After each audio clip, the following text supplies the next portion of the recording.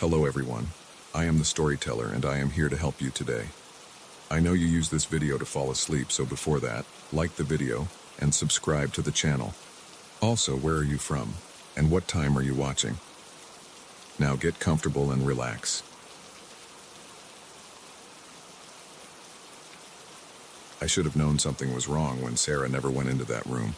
Not once in the 3 months I'd been visiting her apartment. She'd just walked past it, like it wasn't even there. When I moved in last week, I asked her about it. She shrugged and said it was just storage. But storage rooms have stuff in them. This one was empty. The first night nothing happened. The second night too. But on the third night, my phone died during a work call. Sarah was already asleep, and I didn't want to wake her up searching for my charger.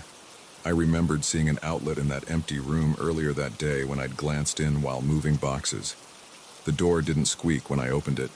The room was cold, maybe 10 degrees colder than the hallway. My phone's flashlight showed bare walls, no furniture, just a single outlet on the far wall. The wooden floor was dusty except for a clean circular patch in the center, about 3 feet wide. I plugged in my phone and left it on the floor. The charging icon lit up. Good enough. At 3 a.m. I woke up needing to pee. The bathroom was past that room. The hallway was dark except for a flickering light coming from under the door. My phone screen, maybe? But the rhythm was wrong. Too irregular. Then I heard it. A soft tapping from inside, like fingernails on wood, but slower. Tap. Tap. Tap. I stood there in my boxers, feet frozen to the floor. The tapping stopped. A whisper leaked through the crack under the door. Not words exactly. More like the sound of speaking, but muffled, like someone talking through a pillow. My throat went dry. I needed that phone for work in the morning. The whispers continued, rising and falling like waves. I grabbed the doorknob. The metal was ice cold. When I turned it, the whispering stopped instantly. I pushed the door open. My phone lay on the floor where I'd left it, screen dark. The charging light blinked steadily. The room was empty, but the clean circle in the dust was bigger now, maybe 4 feet across. I snatched my phone and yanked the charger from the wall. My hands were shaking so bad I almost dropped it. I ran to the bathroom, then back to bed. Sarah was still asleep. I lay there until morning, listening. The next day at work, I couldn't focus. My neck muscles were tight from lack of sleep. During lunch, I texted Sarah, "Hey, what's the deal with that empty room? Previous tenant move out or something?" She replied an hour later, "Don't really use it. Better that way." Better that way? What the hell did that mean? I called her, but it went to voicemail. That night, Sarah worked late. I ordered pizza and ate alone on the couch, trying not to look down the hallway. Around 10 p.m., I heard Sarah's key in the lock. But before she came in, I heard that tapping again. Tap, tap, tap, coming from the empty room. Sarah walked in, looking tired. The tapping stopped. She kissed my cheek and headed for the shower. I followed her. "Sarah, we need to talk about that room." She turned on the shower. "What about it?" "I heard something in there, last night and just now." She was quiet for a moment. "You went in?" "Yeah, to charge my phone. But that's not the point. There's something—" "Don't charge anything in there," she interrupted. "Just don't go in there anymore, okay?" She stepped into the shower before I could respond. I lay in bed that night, Sarah breathing softly beside me. The digital clock read 2:47 a.m. when the whispers started again. Sarah didn't stir.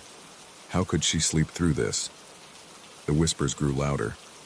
I could almost make out words now. Almost. At 3 a.m. exactly, a loud thud came from the room, like something heavy falling. Sarah bolted upright. "Did you hear that?" I asked. She grabbed my arm. Her hand was trembling. "Don't go look, please." Another thud, then another, like footsteps but too heavy to be human. The whole apartment seemed to vibrate. What the fuck is going on? I threw off the covers. "Mark, don't." Sarah tried to hold me back, but I pulled away. The thud stopped when I reached the hallway.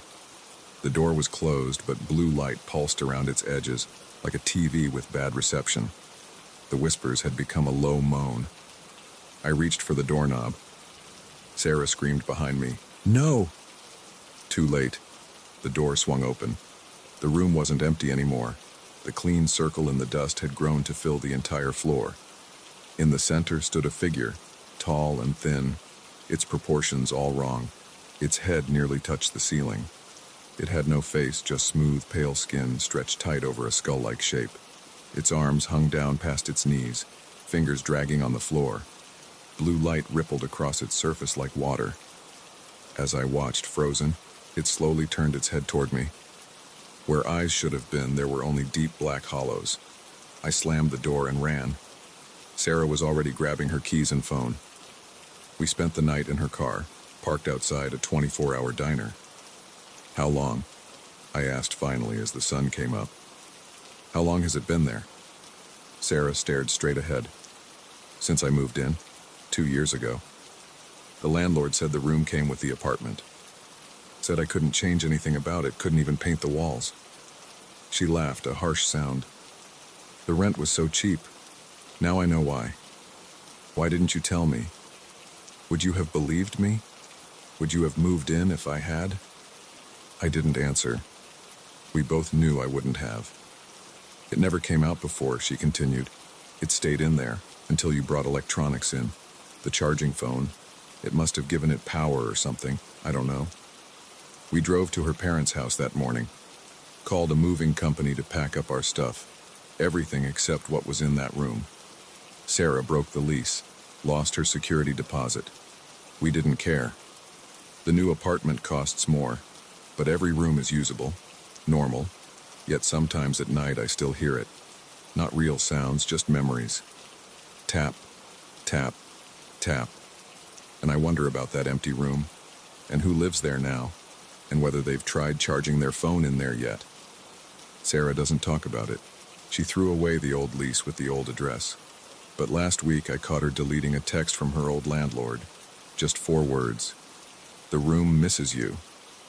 I deleted my contact info from the moving company's database, changed my email address, switched phone carriers.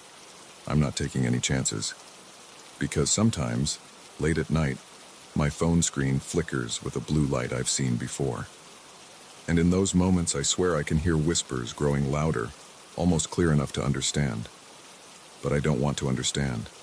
Some doors should stay closed. Some rooms should stay empty. And some messages should never be answered, no matter how many times they call. Last night, my new phone died inexplicably. The battery was at 100%, then suddenly nothing. In the darkness of our new bedroom, I heard it, faint but unmistakable. Tap, tap, tap. I threw the phone away this morning. Sarah didn't ask why. She just nodded and handed me a cheap flip phone she'd bought as a backup weeks ago. No GPS, no internet, no apps. "It's harder to track a flip phone," she said. Harder for what to track, I wanted to ask. But I didn't.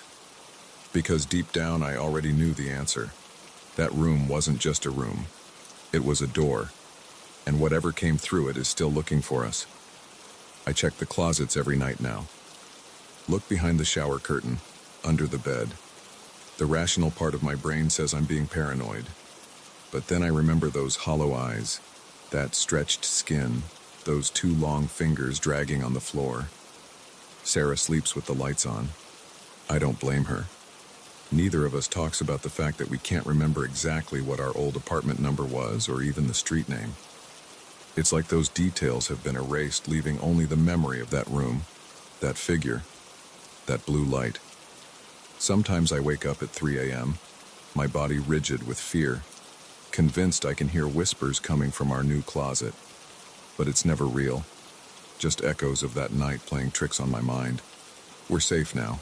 That's what I tell myself. We moved far away, changed our information, left no trail. But yesterday I found something in our new mailbox. A small piece of paper, blank except for a single mark. A perfect circle drawn in dust. I burned it immediately. Didn't tell Sarah. But that night, as we lay in bed, both pretending to sleep. I heard her whisper something, so quiet I almost missed it. It knows where we are. I pretended not to hear, pretended not to notice when she got up and checked all the doors and windows again, pretended not to see her delete another text from an unknown number. But I know she's right. Because this morning when I looked in the mirror, I saw something in the reflection behind me.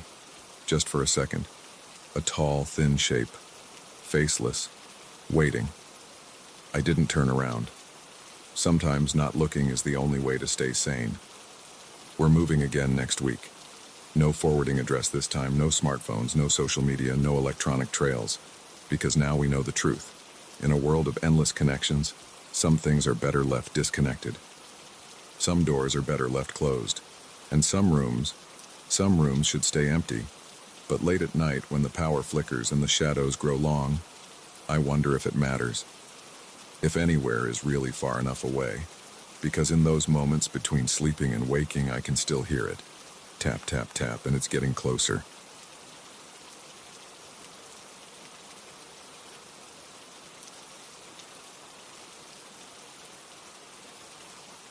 I shouldn't have agreed to house sit for Mike. That's what I keep telling myself as I sit in my car outside his childhood home at 3 a.m., engine running, hands shaking on the steering wheel. I need to write this down while it's fresh. While I can still remember every detail of what happened in there. Maybe then someone will understand why I ran. It started 3 days ago when Mike called asking for a favor. He'd inherited his parents' old house after they moved to Florida, but hadn't been able to sell it yet. The pipes had burst during the winter freeze, and he needed someone to stay there while the plumbers fixed everything. I'd been between jobs for 2 months, so a week in a quiet suburb sounded perfect. Free lodging, plus Mike would pay me. Easy money. The house looked normal enough from the outside. 2 stories, red brick, white trim that needed painting. Mike gave me a quick tour when I arrived. Kitchen, living room, 3 bedrooms upstairs. Standard stuff. Then we reached the basement door. "This stays locked," he said, pulling out an old brass key. "Nothing down there but junk and the furnace. No reason to go poking around." He demonstrated the deadbolt. Thick steel, newer than the rest of the house's hardware. "Just leave it be, okay?" I shrugged. Made sense. Old houses collect crap in their basements. Who wants to deal with that? The first day went fine. The plumbers came, did their work, left. I caught up on some reading, watched TV, ordered pizza, normal house-sitting stuff. But that night, I noticed something odd. I was heading upstairs to bed when I heard it. A soft thump from behind the basement door, like someone bumping against it. I froze, listening. Nothing. Must have been the house settling. The next morning I convinced myself I'd imagined it. Old houses make weird noises. But around noon I was in the kitchen and saw the door move. Not much, just a slight wobble, like someone had grabbed the handle on the other side and given it a gentle shake. The deadbolt held firm. I called Mike. "Hey, weird question. Does the basement door ever, move on its own?" "What do you mean?" His voice got tight. "I don't know, just seems like it shakes sometimes. Probably just air pressure or something." "Yeah, probably that. Listen, just don't mess with it, okay? The lock's there for a reason. Keep it shut." I wanted to press him, but something in his tone made me back off. Still, I started watching the door more closely. Every few hours, it would twitch. Sometimes just a tremor. Sometimes a definite pull, like someone testing the handle. The deadbolt never budged. That second night, the sound started. I was up late streaming a movie when I heard footsteps upstairs. Slow, deliberate steps crossing the second floor. I muted the TV. The steps continued, someone wearing heavy boots, moving from room to room. I grabbed my phone, ready to call 911. Then the footsteps reached the top of the stairs and started down. Each step creaked under invisible weight. My heart hammered. I couldn't move. The steps reached the bottom of the stairs. Stopped. Then they started again, heading toward the basement door. I watched, barely breathing, as they crossed the entry hall. The door didn't open. The steps simply passed through it, continuing down into the basement. I spent the rest of the night on the couch, every light in the house blazing. No more sounds came from below. When morning arrived, I seriously considered leaving. But I'd promised Mike. And really, what had actually happened? Some weird noises in an old house? I was being stupid. The third day, things escalated. The door's movement became more violent, sharp yanks that made the frame rattle. The footsteps returned, but now they paced, up and down the basement stairs for hours, sometimes fast, sometimes slow, always that same heavy tread. I tried drowning it out with music, TV, anything. Nothing helped. The sounds cut through everything. By evening, I was a wreck. I hadn't slept properly in 2 days. Every noise made me jump. That's when I made my mistake. I convinced myself I had to know what was down there. Just a quick look. Then I could prove to myself it was nothing, just pipes and old furniture making noise. I found the key where Mike had left it, on top of the kitchen door frame. My hands shook as I approached the basement door. The footsteps had stopped. The house was completely silent. The key slid into the lock. I hesitated, then turned it.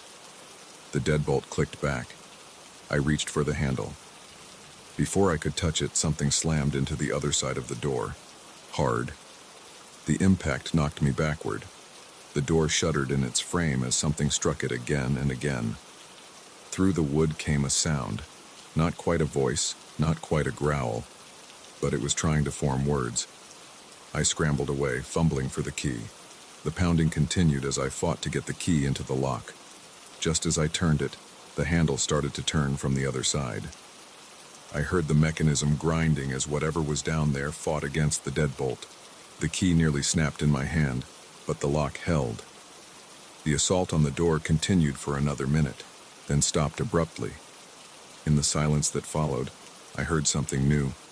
Crying. Soft, muffled sobs coming from the basement. They sounded almost human. Almost. I backed away from the door. My phone was already in my hand. Mike's number dialed. "What the hell is in your basement?" I demanded when he answered. A long pause. "You tried to open the door, didn't you? There's something down there. Something alive." Mike sighed. "Listen carefully. Get out of the house. Right now. Don't pack. Don't grab anything. Just go. I'll be there in 4 hours. Not until you tell me what's going on. Remember Tommy? My little brother?" I hadn't thought about Tommy in years. He'd disappeared when we were kids. Just vanished one day. They never found him. What about him? He never disappeared. He changed, started becoming something else. Mom and Dad, they tried to help him, tried doctors, priests, everything, but he kept getting worse, more violent, less human. The basement was the only place strong enough to hold him. I could barely speak. "That thing down there? That's Tommy? Part of him, maybe. We don't know anymore. Just get out, please." I didn't need to be told again. I ran for my car, not even bothering to lock the front door behind me. As I pulled out of the driveway, I glanced back at the house. Through the basement window, I caught a glimpse of movement, something pale pressing against the glass. A hand, but with too many joints, fingers too long and sharp. That was 20 minutes ago. I'm still sitting in my car, a mile away, trying to make sense of it all. My phone keeps buzzing, Mike calling back. But I can't talk to him yet. Can't process what he told me. Can't forget what I saw. And I keep thinking about Tommy. About a little kid trapped in that basement for 20 years, slowly turning into whatever I heard behind that door. Was anything human still left in there? Was that why it cried? The sun's coming up now. Mike will be here soon. He'll want to know exactly what happened, what I heard, what I saw. I'll tell him everything I've written here. But I won't go back in that house. Some doors are locked for a reason. Somewhere behind me, a dog starts barking, then another. A car alarm goes off in the distance. I look in my rearview mirror, half expecting to see something moving in the pre-dawn shadows. But there's nothing there. Just an empty street growing lighter by the minute. I start my car. Time to get as far away from here as I can. Yet even as I drive, I can't shake one final horrible thought. The basement door had a deadbolt on both sides. Not just to keep people out, to keep something in.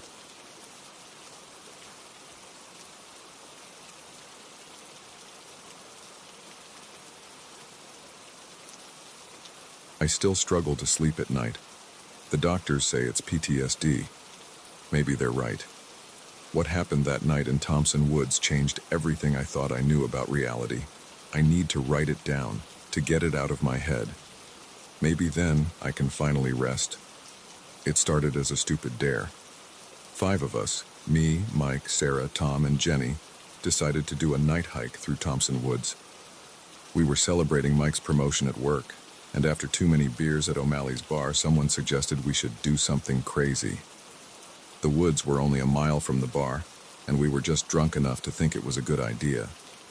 The temperature had dropped to around 45 degrees when we started walking. I remember checking my phone. 11:47 p.m. The moon was full, but the trees blocked most of the light. We used our phone flashlights to navigate the trail, laughing and shoving each other like teenagers. "Watch it, asshole!" Sarah yelled when Mike pretended to push her off the trail. Their laughter echoed through the trees. I walked behind them with Jenny and Tom, the gravel crunching under our feet. The first weird thing I noticed was the silence. It hit suddenly like someone had pressed a mute button. The crickets stopped chirping. The wind died. Even our footsteps seemed muffled. "Hey guys," Jenny stopped walking. "Do you hear that?" We all stopped. At first I heard nothing. Then I caught it, a soft scratching sound, like fingernails on tree bark. It came from somewhere in the darkness beyond our lights. "Probably just a raccoon," Tom said, but his voice cracked. We kept walking, but closer together now. The scratching followed us. Sometimes it came from the left, sometimes the right. Sometimes it seemed to be right behind us, but when we turned around, nothing was there. That's when we found the cabin. It appeared suddenly around a bend in the trail, a dark shape against the darker trees. The building was maybe 20 feet square, with walls made of old logs and a roof that sagged in the middle. No windows, just a door hanging crooked on rusty hinges. "This wasn't here before," Mike said. He'd grown up in the area and hiked these woods hundreds of times. "Maybe we took a wrong turn?" Sarah suggested. I pulled out my phone to check the map, but there was no signal. The others checked their phones too, all dead, even though they'd been fully charged when we left the bar. The scratching sound got louder. Something moved in the trees behind us. Just a shadow, but we all saw it. Without discussing it, we ran toward the cabin. Mike reached the door first and yanked it open. The hinges screamed. We piled inside and Tom slammed the door shut behind us. Our phone lights revealed a single room with a dirt floor, empty except for an old wooden chair in one corner and what looked like a trap door in the floor. The air smelled wrong, like wet earth and something else I couldn't identify. "What the fuck is this place?" Jenny whispered. Before anyone could answer, we heard footsteps outside. Slow, deliberate steps circling the cabin. The wooden walls creaked as something pressed against them. Then the whispering started. It wasn't English. It wasn't any language I recognized. The sounds were wrong. Too many consonants. Words that seemed to fold in on themselves. Multiple voices. Getting closer. Speaking faster. Sarah grabbed my arm. Her nails dug into my skin. "Tell me you guys hear that." "We need to get out of here," Tom said. He took a step toward the door. The whispering stopped. The silence lasted maybe 5 seconds. Then something slammed into the door so hard the whole cabin shook. Tom jumped back. Sarah screamed. More impacts followed. On the walls, the roof. The logs groaned under the assault. Dust and dirt rained down from the ceiling. "The trapdoor," Mike said suddenly. He was already pulling at the iron ring set into the wooden floor. "Help me."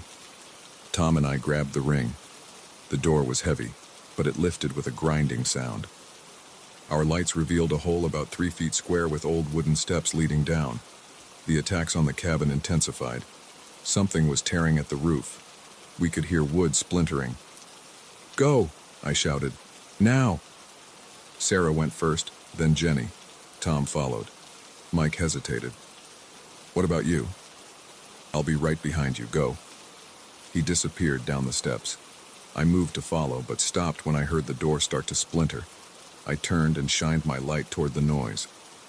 Through the gaps in the breaking door, I saw movement. Shapes that didn't make sense. Long limbs. Too many limbs. And eyes. Dozens of glowing eyes. I almost fell down the steps in my rush to follow the others. I pulled the trap door shut above me, just as the cabin door exploded inward. The steps led down about 15 feet to a narrow tunnel. I could see the others' lights ahead, moving fast. I ran after them, trying not to think about the sounds coming from above. The scraping, the chittering, the impossible footsteps. The tunnel curved and branched. We took turns at random, running blind. The air got colder. The walls changed from dirt to stone. Water dripped somewhere ahead. After what felt like hours but was probably only minutes, we hit a dead end. Solid rock wall. No other passages. "No, no, no," Sarah said. She was crying. We turned around, but the sounds were getting closer. Our lights showed nothing in the darkness of the tunnel, but the whispers echoed off the stone walls. They were speaking faster now, almost frantic. "Kill the lights," Mike whispered. "What? Are you crazy?" Jenny hissed. "Trust me. Kill them." One by one, we turned off our phone lights. The darkness was absolute. I pressed my back against the cold stone wall, trying to control my breathing. The whispers got closer. I could smell them now, a musty, organic smell that made my stomach turn. Something scraped against stone just around the corner. I closed my eyes, even though it made no difference in the pitch darkness. My heart pounded so hard I was sure they could hear it. The scraping stopped, right in front of us. I felt something brush against my face, something cold and rough like tree bark. I bit my lip to keep from screaming. The whispering was right in my ear now. I could feel breath on my skin, but it wasn't warm like human breath. It was cold, like wind from a deep cave. Then, suddenly it stopped. We stood frozen in the darkness for what felt like hours. Nobody dared move or speak. Eventually, Tom whispered, "Are they gone?" The silence stretched out. Finally, Mike clicked his light on. The tunnel was empty. We waited another 10 minutes, then slowly made our way back through the tunnels. It took a long time. We'd gotten turned around during our panic, but eventually we found the steps leading up to the trap door. Mike went first, pushing the door open carefully. The cabin was empty. The door hung in splinters, and deep gouges marked the walls, but whatever had made them was gone. We ran all the way back to the road. Nobody spoke. We didn't stop running until we reached the streetlights. The police didn't believe us, of course. They searched the woods the next day but found nothing. No cabin, no tunnel, not even a foundation or hole in the ground where they should have been. We don't talk about it much anymore. Tom moved to California. Sarah and Jenny stopped returning my calls. Mike still lives in town, but he drinks too much now. I went back once in daylight, trying to find the trail we'd taken. I thought if I could just see the place again, make sense of what happened, maybe the nightmares would stop. I found nothing, but as I was leaving, I heard it, just for a moment, that scratching sound. And underneath it, barely audible, the whispers. I ran. I haven't been back to Thompson Woods since then. But sometimes, late at night, I wake up to the sound of scratching at my bedroom walls. And when I press my ear against the wall, I can almost make out words in that impossible language. The doctors say it's PTSD. They've got me on 3 different medications, but they don't understand. None of them were there. None of them heard the whispers. None of them saw what I saw through that splintering door. I write this now not because I expect anyone to believe me. I write it as a warning. If you're ever hiking at night and find a cabin that shouldn't be there, don't go inside. No matter what you hear in the darkness behind you, don't open that door. Because sometimes the things that live in the spaces we can't explain get curious about us too. And their curiosity is anything but harmless. Last night I heard scratching in my walls again, but this time it was different. This time I understood one of the words they were whispering. They were saying my name.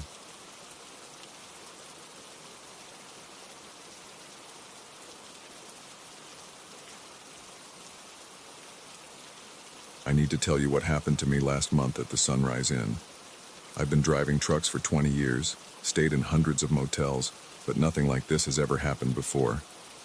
I'm writing it down now because I keep seeing that damn chair every time I close my eyes. It started around 11 p.m. on a Tuesday. I was hauling furniture from Chicago to Kansas City and my eyes were getting heavy. Interstate 70 stretches through the middle of nowhere in Missouri, and I knew I had to stop before I dozed off at the wheel. The Sunrise Inn's neon vacancy sign glowed through the drizzle. $29 a night, the sign promised. Good enough. The parking lot was mostly empty. Just my rig, a rusty Chevy pickup, and a couple of old sedans scattered across cracked asphalt. The office smelled like cigarettes and pine-scented cleaner. The night clerk barely looked up from his phone when I walked in. He was a skinny kid, maybe 19, with bad acne and greasy hair. "Single room," I said, pulling out my wallet. He slid me a registration card. "Cash or card?" "Card." I filled out the form while he ran my visa. The pen was chained to the counter with a piece of fishing line. "Room 115, he mumbled, handing me a key attached to a plastic tag the size of a playing card. "End of the building on the right. Checkout's at 11. The rain had picked up when I walked back to my truck. I grabbed my overnight bag and the smaller duffel with my valuables, wallet, laptop, papers. No way I was leaving that stuff in the cab overnight, even in the middle of nowhere. Room 115 was exactly what you'd expect for $30. Musty carpet that might have been beige once, wallpaper peeling at the seams, a queen bed with a thin brown bedspread. A wooden chair sat in the corner by the window, next to a small table with a lamp. The shade was crooked. I dropped my bags on the chair and did my usual check. Locks working, bathroom relatively clean, no obvious signs of bed bugs. The heater chugged to life when I turned it on, pumping out warm air that smelled like dust. The bed creaked when I sat down to take off my boots. My back ached from 10 hours of driving. I could hear the TV from the next room, muffled voices and canned laughter. The rain tapped against the window. I took a quick shower, changed into sweats and a t-shirt, and set my alarm for 6 a.m. The pillow was flat, but I was too tired to care. I remember glancing at the chair before I turned off the lamp. My bags slumped against each other in a heap of nylon and canvas. I woke up at 3:17 a.m. The red numbers on the clock radio were the first thing I saw when my eyes snapped open. At first, I didn't know what had woken me. The TV next door was silent. The rain had stopped. The only sound was the quiet hum of the heater. Then I noticed the chair. My bags were on the floor, not fallen over. They were placed neatly side by side next to the chair legs. But that wasn't what made my skin crawl. The chair looked wrong. The wooden seat was depressed slightly, as if someone was sitting there. The arms had indents where hands might rest. But there was nothing there, just empty air. I lay perfectly still, hardly breathing.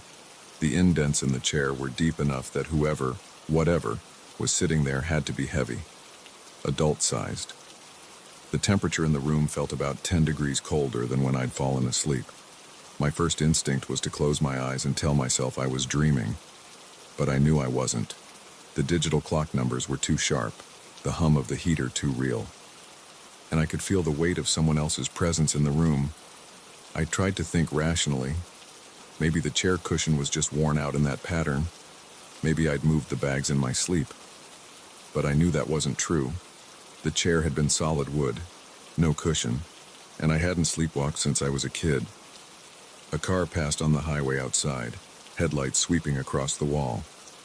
In that brief flash of light, I saw the chair shift slightly, like whatever was sitting in it had adjusted its position. My heart slammed against my ribs. Sweat broke out on my forehead despite the cold. I wanted to run, but that would mean getting closer to the chair. I wanted to scream, but my throat had closed up tight. The minutes crawled by. I lay there rigid under the covers, eyes fixed on the chair. Sometimes I thought I saw movement, a slight depression in the seat-changing position, the arms of the chair flexing under invisible hands. But it was hard to be sure in the dim light filtering through the thin curtains. At 3:42 a.m., I heard something that made my blood freeze, a soft scraping sound like shoe leather against carpet. It came from the direction of the chair. I watched in horror as indents appeared in the carpet, footprints pressing into the fibers moving from the chair toward the bed. Slow, deliberate steps. The temperature dropped another few degrees. My body finally unfroze. I exploded out of the bed, scrambling backward until I hit the bathroom door. My hand found the light switch and I slapped it on. Harsh fluorescent light flooded the room. The footprints in the carpet stopped about 3 feet from where I'd been lying. The chair sat empty, but the seat was still slightly depressed. As I watched, the depression slowly lifted, like someone standing up. New footprints appeared in the carpet, moving toward the room's door. They stopped there. The door handle turned with a click. The door opened about 6 inches, then closed again. The handle turned back to its original position. I stood there shaking for what felt like hours, though the clock showed only 10 minutes had passed. Finally, I forced myself to move. I grabbed my bags from the floor, not bothering to change out of my sweats. I shoved my feet into my boots without tying them. The night clerk looked up from his phone when I slammed my key on the counter. "Checking out early?" "Yeah." My voice was hoarse. He shrugged. "No refunds after midnight." "Keep it." I pushed through the office door and practically ran to my truck. The sun was coming up by the time I pulled into a truck stop 50 miles down the highway. I sat in the cafe drinking coffee until my hands stopped shaking enough to hold the cup steady. I've tried to convince myself there are logical explanations. Old chairs can look worn in weird ways. Buildings settle and make strange noises. Tired minds play tricks. But I know what I saw, and I know something was in that chair. I still drive that route when I have to. But I don't stop at the Sunrise Inn anymore. Sometimes when I pass it at night, I look at the windows. Usually they're dark. But once, just once, I saw a light on in room 115. Through the thin curtains, I could make out the silhouette of that chair in the corner, and something was sitting in it. I've spent the week since then thinking about what happened next, about the cold spots I kept finding in my truck for the next 100 miles, about the weird indents that would appear in my passenger seat when I looked over, about the footsteps I heard in my empty trailer during rest stops. But those are different stories. Right now, I just needed to tell someone about that chair, about what happened in room 115 of the Sunrise Inn on a rainy Tuesday night in the middle of nowhere, Missouri. Because I have a delivery to make tomorrow. The route takes me past that motel again. And this time, as I was checking my paperwork, I noticed something that made my stomach drop. The delivery address is on the same road as the Sunrise Inn, just 2 miles past it, and it's a furniture store. They're expecting a shipment of wooden chairs.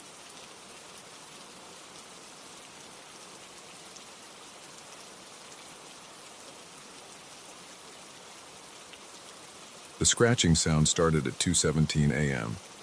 I know because I checked my phone the moment I heard it. I'd only been in the house for 3 days, and the renovation crew had left tools and materials scattered everywhere. The basement was just a concrete shell waiting to be finished. I should have known better than to buy a house under renovation, but the price was right, and I needed to move fast after my divorce. I pulled my blanket tighter and tried to ignore it. Probably just rats. The contractor had warned me there might be some until they sealed everything up. But then I heard the voice. "Hello?" It was faint, muffled, coming from below my bedroom floor. "Is anyone there?" I sat up, heart pounding. The voice was distinctly female, young, maybe 20s or 30s. I grabbed my phone and turned on the flashlight. The bedroom was empty except for my mattress on the floor and some moving boxes. "Hello?" The voice called again. "I need help." My throat went dry. I stood up, my bare feet cold against the hardwood. The renovation crew had pulled up all the carpeting, leaving the floors stripped bare throughout the house. Each step I took echoed slightly. "Is someone down there?" I called out. "Yes, please help." The voice was clearer now, desperate. "I'm trapped." I pulled on my jeans and a t-shirt. The house was cold. The heating system was being replaced and wouldn't be working for another week. My breath made little clouds in the beam of my phone's flashlight as I walked down the hallway to the kitchen. The basement door was in the kitchen, next to where the new refrigerator would eventually go. Right now, there was just an empty space with exposed pipes. I put my hand on the door handle. It was ice cold. "I'm coming down," I called out. "Hold on." The basement stairs were temporary, just wooden planks nailed to supports. The contractor said they'd install proper stairs next week. I tested the first step with my foot. It creaked but held firm. My phone light caught dust motes floating in the air as I made my way down. The basement was huge, running the full length of the house. Plastic sheets hung from the ceiling, dividing it into sections where different work was being done. Stacks of drywall leaned against one wall. Paint cans and tools were scattered around. "Where are you?" I called out. "Over here." The voice came from behind one of the plastic sheets. "Please hurry." I pushed the sheet aside. My light revealed a section of unfinished wall with exposed studs and insulation. Power tools sat on a workbench. A sledgehammer leaned against the wall. "Hello? Behind the wall." The voice was clearer now. "There's a door. They sealed me in." I moved my light along the wall. There, between two studs, I could see the edge of what looked like an old door, painted the same color as the concrete. If I hadn't been looking for it, I would have missed it completely. "I see it," I said.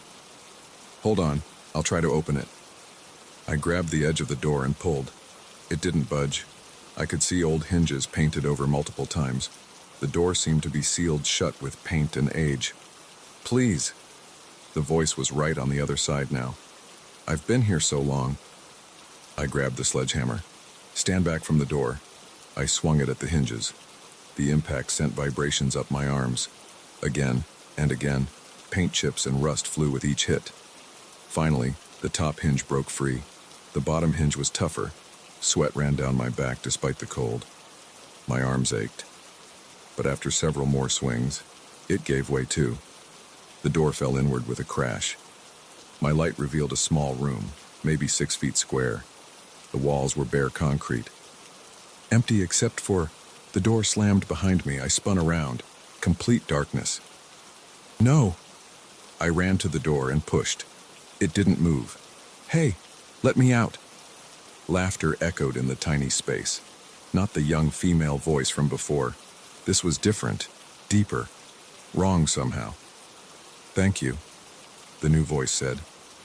"It's been so long since I had company." I pounded on the door.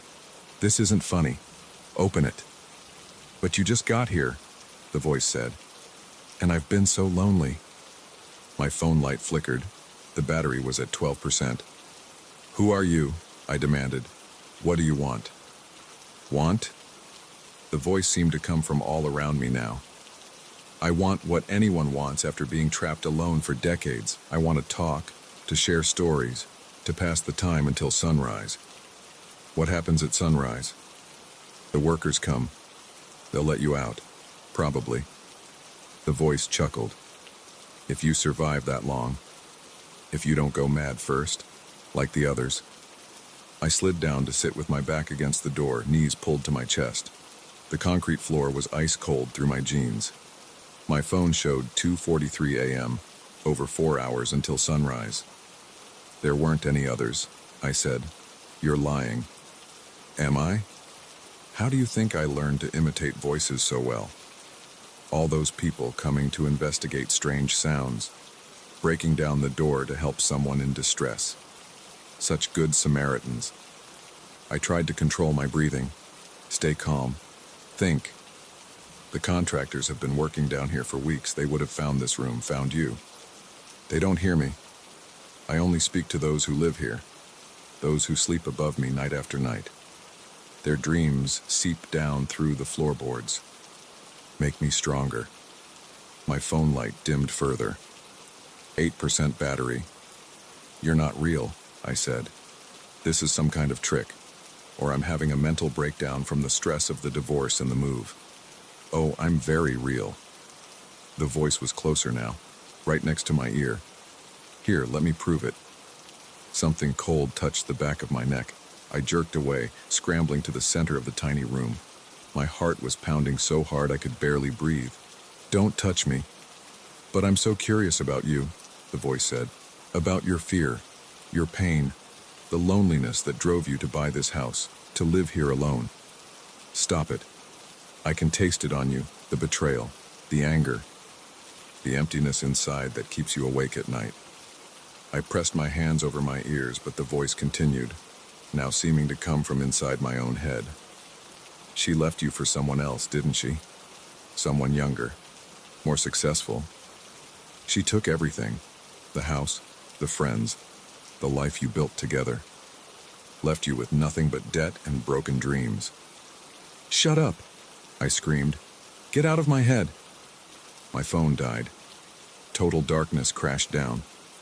I heard movement in the darkness. Something sliding across concrete. Coming closer. Now we can really talk, the voice said. No more distractions. Just you and me and all those delicious memories. I pressed myself into a corner, trying to make myself as small as possible. The air had grown colder. Each breath burned in my lungs. Please, I whispered. Just let me go. But I'm not holding you here. The door is sealed from the outside. I'm as trapped as you are. A pause. Though I've learned to make the best of it, to feed on the fear and pain of others, it sustains me, keeps me somewhat sane. Something brushed against my leg. I kicked out reflexively but hit nothing but air. What are you? I don't remember anymore. I was something else once, something human, but that was so long ago, before they sealed me in, before I learned to reach through dreams, to call out with borrowed voices. Time became meaningless in the darkness. Minutes stretched like hours.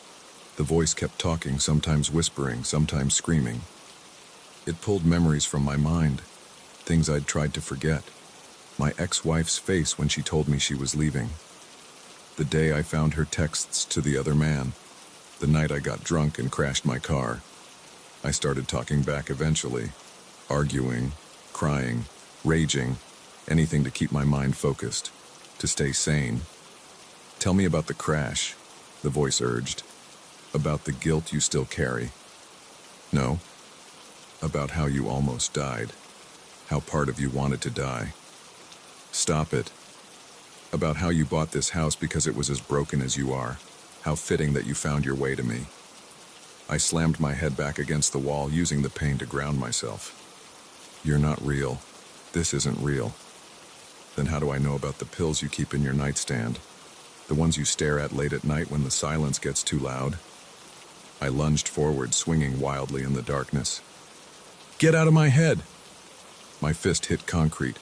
Pain exploded through my hand. I cradled it against my chest, feeling warm blood drip between my fingers. The voice laughed. Yes, feel it. The pain makes you real, makes you alive. I slumped to the floor, cradling my injured hand. Why are you doing this? Because I can, because I must, because the hunger never ends. The voice was everywhere now, filling the tiny room. Because your pain is exquisite. Time passed. I drifted in and out of consciousness. The voice kept talking, but I stopped responding. Focused on my breathing, on the pain in my hand, on staying sane. I thought about my ex-wife, about the life we'd had, the future we'd planned, all gone now.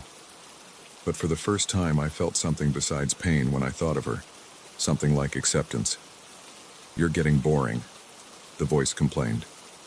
Where's that delicious agony from before? I said nothing. Fine.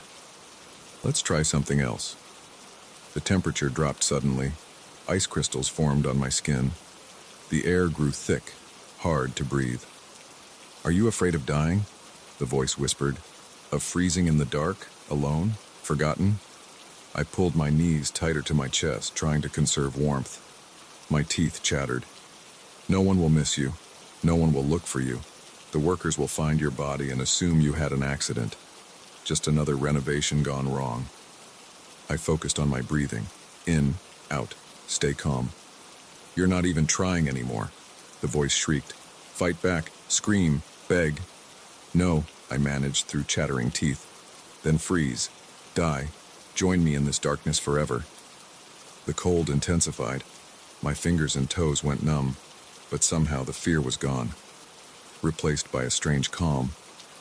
I'm not afraid of you anymore, I whispered. Liar. You feed on fear, on pain, on darkness. But I've lived through darkness before.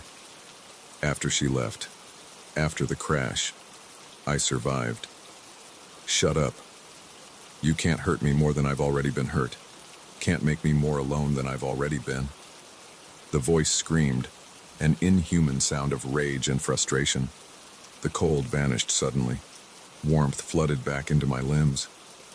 You're supposed to break, the voice howled. They always break. Not me, I said. Not anymore. Silence fell, complete and absolute. For a long time, I heard nothing but my own breathing. Then faintly from above, voices, real voices, the renovation crew arriving. Hello, I shouted. Down here, help. Footsteps on the stairs, lights piercing the darkness as the door was forced open. Jesus Christ. One of the workers helped me up. How long have you been down here? All night, I said. The door, it closed behind me. They led me upstairs. The morning sun through the kitchen windows was painfully bright. One of the workers wrapped a blanket around my shoulders while another called an ambulance to check my injured hand. That room shouldn't even exist, the contractor said, shaking his head. It's not on any of the plans. We'll seal it up properly today. I nodded, not trusting myself to speak about what had happened. They wouldn't believe me anyway. As the paramedics arrived, I heard it one last time. That voice, faint and fading. Until next time. But I wasn't afraid anymore. Some darkness you survive. Some pain makes you stronger. Some nights of terror lead to dawns of understanding. I would sell the house, of course. Move somewhere else. Start over again. But I would carry with me the knowledge that I had faced something ancient and hungry in that basement room. Something that fed on fear and pain and loneliness. And I had survived. The paramedic wrapped my hand, asking questions about how I'd heard it. I gave simple answers. The truth would stay buried in that basement room, sealed behind concrete and drywall, whispering to the dreams of future owners. But its power over me was broken. The dawn had come, and I was free.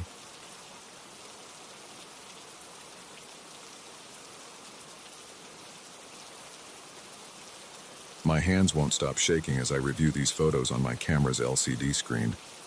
I've been sitting in my car for 20 minutes now, parked in my driveway, unable to go inside. The screen's blue glow illuminates my sweating face in the growing darkness. I need to document this while it's fresh, while I can still remember every detail of what happened at that factory. I'm a commercial photographer, real estate mostly, but I do architectural shots too. Yesterday, my friend Mark told me about an abandoned textile factory on the outskirts of town. He knows I sometimes shoot abandoned places for my portfolio. Perfect for that moody industrial stuff you like, he said. The factory sat at the end of an overgrown access road, about half a mile from the highway. I arrived around 5 p.m., timing it for that golden hour light that photographers chase. The main building was a 3-story red brick structure with rows of tall windows, most of them broken. Vines crawled up the walls. The parking lot had cracked apart, with weeds pushing through the asphalt. I grabbed my camera bag from the trunk, my Canon 5D Mark IV with 3 different lenses. The weight of the bag felt reassuring against my shoulder. I'd done this dozens of times before. Urban exploration photography was nothing new to me. The front entrance was chained shut, but I found a side door hanging off its hinges. The hinges screamed when I pushed it open. My footsteps echoed on the concrete floor as I entered what looked like an old loading dock. The air felt thick with dust and decay. I started shooting right away. The light was perfect. Long shadows stretching across debris-strewn floors, sunbeams cutting through broken windows. I moved methodically through the first floor, documenting the abandoned machinery, the graffiti-covered walls, the way nature was slowly reclaiming the space. The second floor held the main production area.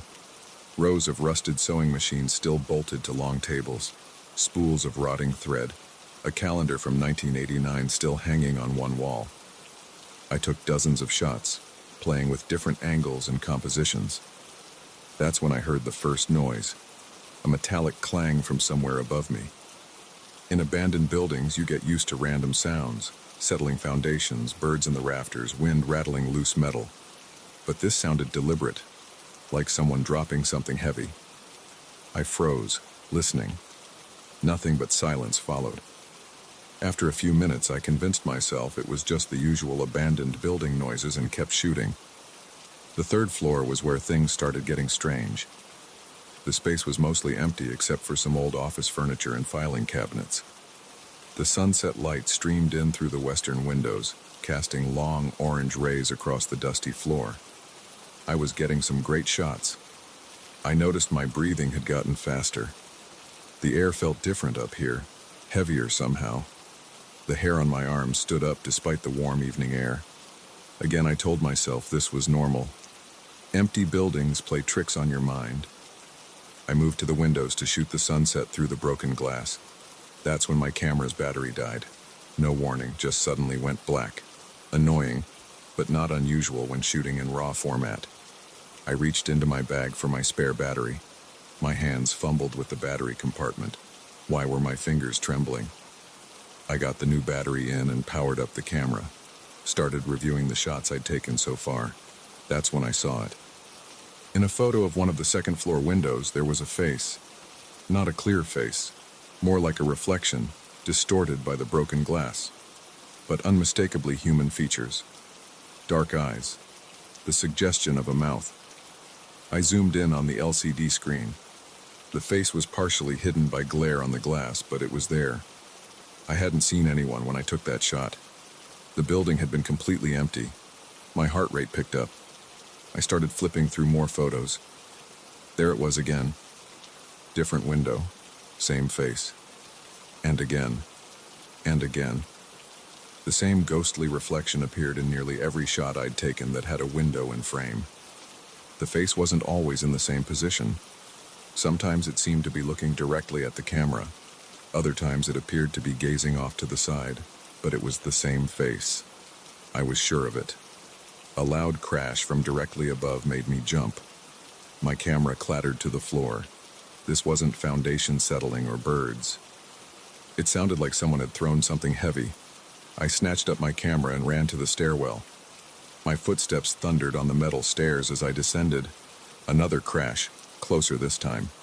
I nearly fell as I rounded the landing between the third and second floors. More sounds now, dragging noises, footsteps that weren't mine. They seemed to be coming from everywhere at once. I reached the second floor and sprinted past the rows of sewing machines. The orange sunset light had faded, leaving the space in deep shadows. My chest burned as I ran. Sweat soaked through my shirt. Something moved in my peripheral vision, a dark shape passing between machines. I didn't turn to look, just ran faster. The first floor stairwell felt miles away. My camera bag slammed against my back with each stride. Another crash behind me, followed by the sound of breaking glass. I hit the first floor landing hard, my ankle twisting slightly. Pain shot up my leg, but I kept moving. The exit was just ahead. Pale twilight showed through the broken door. More movement in the shadows. More sounds of footsteps, closer now. The door seemed to stretch further away with each step.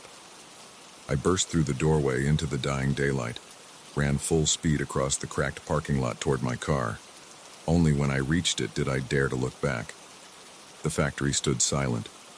No movement in any of the windows. No sounds except my own ragged breathing and pounding heart. My hands shook so badly I dropped my keys twice before getting the car door open.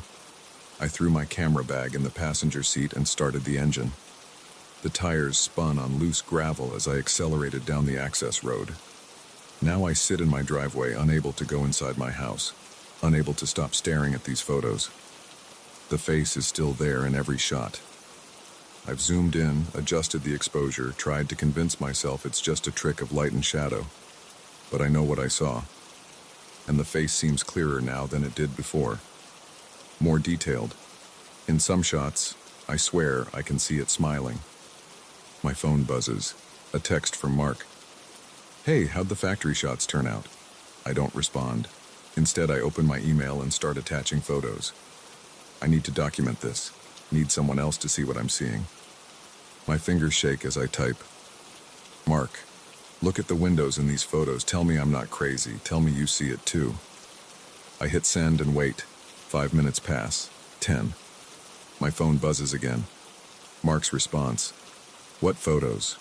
The attachments are all blank." I check my email. The photos sent successfully. I can see them right there in the sent folder. But when I open them, Mark is right. Every single image is completely black. My hands fumble with my camera again.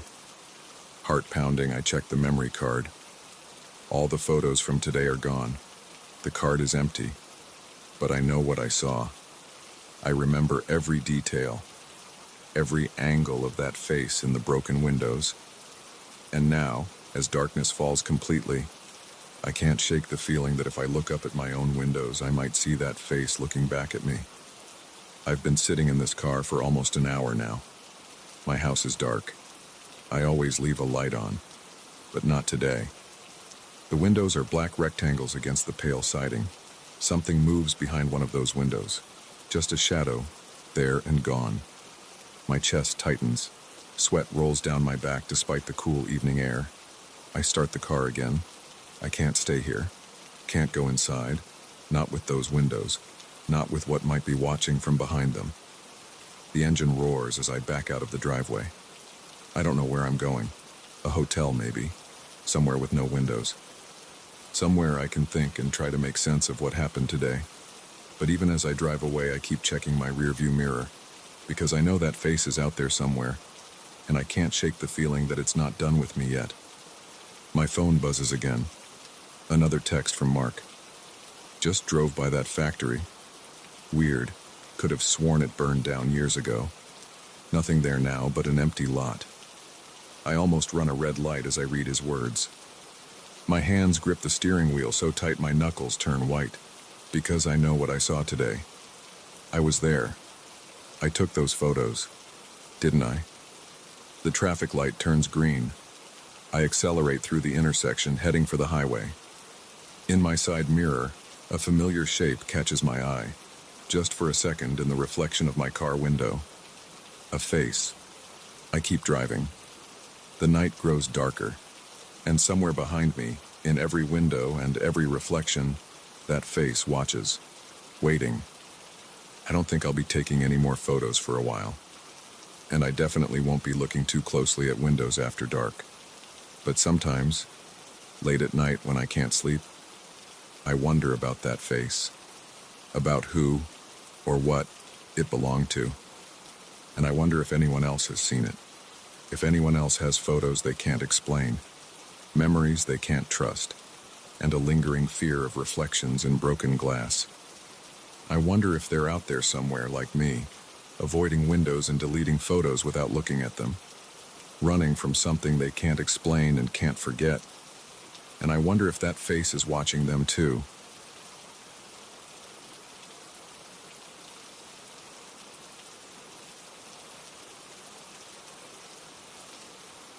I wasn't supposed to be working that night at the Fleming Historical Museum.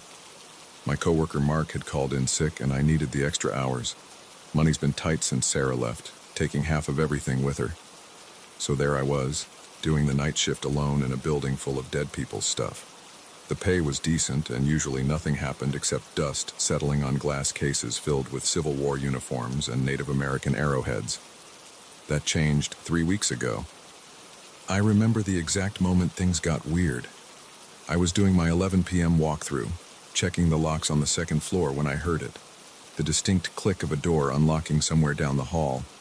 Not the electronic beep of our security system, but the mechanical sound of an old lock turning.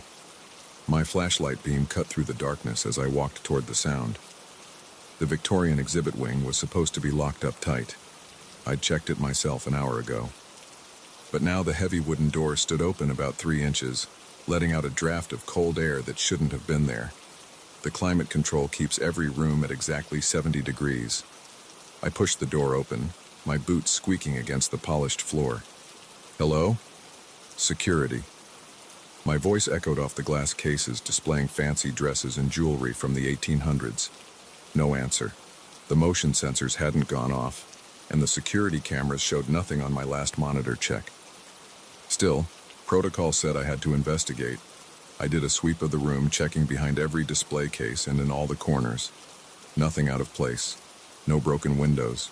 No sign of entry. I locked the door again, testing the handle twice to make sure it caught. Must have been a faulty lock. I'd submit a maintenance request in the morning. But then it happened again the next night. And the next. Always around the same time. Always that same mechanical click. Always the Victorian wing. I started taking detailed notes, documenting every incident. The museum director just shrugged it off when I mentioned it. "Old buildings make noise," she said. "The temperature changes at night. Things settle." That explanation worked fine until last Tuesday when I saw the shadow. I was sitting at the security desk watching the monitors and filling out paperwork. Movement caught my eye on camera 3. A dark shape passing quickly between the Native American pottery displays. By the time I looked up at the actual hallway through the glass partition, it was gone. I rewound the footage. Nothing showed up on the recording. The camera hadn't caught whatever I'd seen. The next night, I brought a personal camera from home. High-end model with night vision capability. I set it up facing the spot where I'd seen the shadow, then went about my rounds. When I checked the footage later, the screen showed nothing but static during the exact 2 minutes when I thought I'd seen something move past the lens. That's when the whispers started. At first, they were so quiet I thought I was imagining things. Just the edge of sound, like someone exhaling from very far away. But they got clearer over the next few nights. Started to form words. "James." My name, whispered in the dark. I was in the basement storage area when I first heard it clearly, cataloging some new acquisitions. The voice came from right behind me, soft but distinct. Female, I think. Young. I spun around so fast I knocked over a box of pottery fragments. Nobody there. Just rows of metal shelves disappearing into the shadows. "This is private property," I called out, trying to keep my voice steady. "If someone's here, you need to leave now." The only response was the hum of the fluorescent lights overhead. I've been working security for 15 years. Done night shifts at warehouses, office buildings, construction sites. I'm not the jumpy type. But something about hearing my name whispered in that basement made the hair on my arm stand up. I started bringing coffee from home instead of using the break room machine in the basement. Took the stairs instead of the service elevator. Small changes to avoid being alone in the darker parts of the building. But the whispers followed me.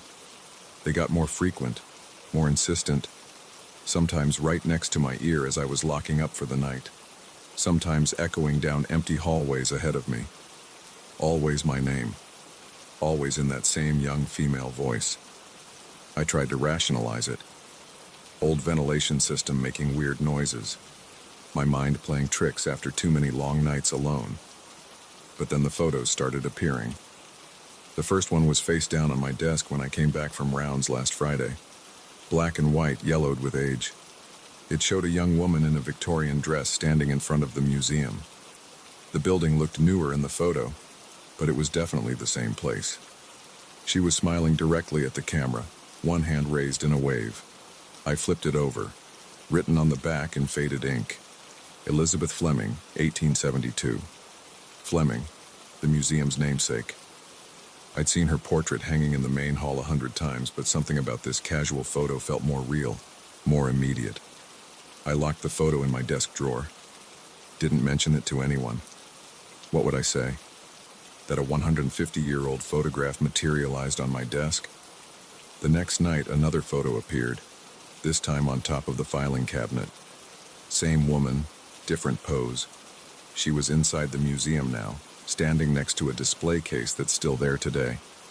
Still smiling. Back of the photo, Lizzie with Father's Collections, 1873. I started researching during my off hours. Elizabeth Fleming was the daughter of the museum's founder, Joseph Fleming. She helped catalog and arrange the original exhibits. Died young, typhoid fever at 22. The museum opened to the public a year after her death. More photos kept appearing, 1 or 2 each night, always in places I'd just checked minutes before, always showing Elizabeth in and around the museum. The dates on the backs got closer and closer to her death. The whispers got louder too, started forming more words beyond just my name. James, help, find it. I heard that clearly 2 nights ago while doing my midnight rounds. The voice seemed to be coming from the Victorian wing. When I went to investigate, I found another photo waiting on one of the display cases. This one showed Elizabeth standing next to a large wooden cabinet with glass doors. She wasn't smiling this time. Her expression was serious, almost worried. The back of the photo read, Father's Special Collection, 1874. Dated just 2 months before she died. I recognized that cabinet. It's still in the Victorian wing, though it's empty now. Just decorative. But in the photo, it was filled with what looked like books and small boxes. Last night, things escalated. I was in the security office when the power went out. All the monitors went dark at once. Emergency lights kicked in, bathing everything in dim red light. That's when I heard it. Not just a whisper this time, but a clear voice right next to me. James, please, you have to find it. I nearly fell out of my chair. The voice was so close I could feel the cold air that came with it. Find what? I asked, my heart pounding. What are you looking for? The journal, in the cabinet. He hid it after I... The voice faded. The power came back on a few seconds later, monitors flickering to life. Another photo was on my desk. The last one I'd find I somehow knew. It showed Elizabeth lying in a bed, pale and thin, obviously sick. The date on the back was 3 days before her death.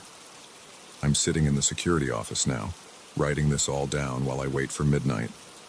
That's when the Victorian wing door always unlocks. But tonight, I'm going to be ready. I've got my flashlight, my camera, and a crowbar for maintenance. There's something hidden in that old cabinet, something Elizabeth needs me to find. Her father's special collection. What was in those books and boxes? What was so important that her spirit has been waiting 150 years for someone to discover it? The clock just struck midnight. I heard the click of the door down the hall. Time to find out what Elizabeth Fleming wants me to know. I grab my equipment and head toward the Victorian wing. The emergency lights cast long shadows that seem to move on their own. The temperature drops noticeably as I approach the door. It's already standing open, waiting for me. The cabinet looks exactly like it did in Elizabeth's photo, though the glass is clouded with age now. My hands shake slightly as I wedge the crowbar into the seam where the doors meet. The lock is old, probably original. It takes 3 hard pulls before it gives way with a crack. The inside of the cabinet smells like old wood and dust. My flashlight beam shows empty shelves, just like always. But when I run my hand along the back panel, I feel it. A slight gap at the bottom. A false back. The panel comes loose easily, revealing a space behind it. Something is wrapped in yellowed cloth. I pull it out carefully. It's a leather-bound book. A journal, by the look of it. As soon as my fingers touch it, the temperature in the room plummets. My breath comes out in white clouds. Thank you, Elizabeth's voice right beside me, clearer than ever. I open the journal with trembling fingers. The first page has elegant handwriting, dated 1874. My dearest Elizabeth, if you are reading this, then I have failed to protect you. The truth about the artifacts, what they really are, where they came from, it was too dangerous. I thought I could control it. Contain it. I was wrong. Your illness was no natural fever. It was my fault, all of it. This journal contains everything I know about the collection. Be careful who you trust with this knowledge. Some truths are better left buried. Father. The rest of the journal is filled with detailed notes, diagrams, and what look like incantations. Joseph Fleming wasn't just a collector of historical artifacts. He was collecting something else. Something dark. A cold hand touches my shoulder. I spin around, but there's nothing there. The journal feels heavy in my hands, like it's pulling me down. Destroy it. Elizabeth's voice is urgent now. But, please, it killed me. It will kill others. Destroy it now. I take out my lighter, against museum policy to carry one. But old habits die hard. The journal catches quickly. Blue flames eat through the pages, and I smell something that isn't just burning paper, something metallic and wrong. The temperature begins to rise as the journal burns. When the last page turns to ash, I feel it. A release, like a deep breath being let out. Thank you, James. Elizabeth's voice is fading now, growing distant. Wait, I call out. What was in the collection? What was your father dealing with? But she's gone. I can feel it. The air is normal again, no more cold spots. The whispers are silent. I clean up the ashes and put the false panel back in place. Close the cabinet doors as best I can with the broken lock. I'll tell maintenance I found it like that during rounds. The rest of my shift passes quietly. No more whispers, no more shadows, no more mysterious photos. But I keep thinking about that journal, about what Joseph Fleming was collecting, about what really killed Elizabeth. Some truths are better left buried, he wrote. Maybe he was right. I've put in my 2 weeks' notice. The museum director was disappointed but understood. Night security work isn't for everyone, she said. If she only knew. I still have all those photos of Elizabeth. They're in a box under my bed. Sometimes I take them out and look at her smile, her wave frozen in time. I wonder if she's finally at peace, now that her father's secrets are destroyed. But sometimes late at night in my apartment, I swear I can still hear whispers. Not Elizabeth's voice anymore. Something else. Something deeper. And I wonder, did we really destroy all the secrets? Or are there more things hidden in that museum waiting to be found? I'm not staying to find out. Let someone else work the night shift. Some mysteries should stay mysteries.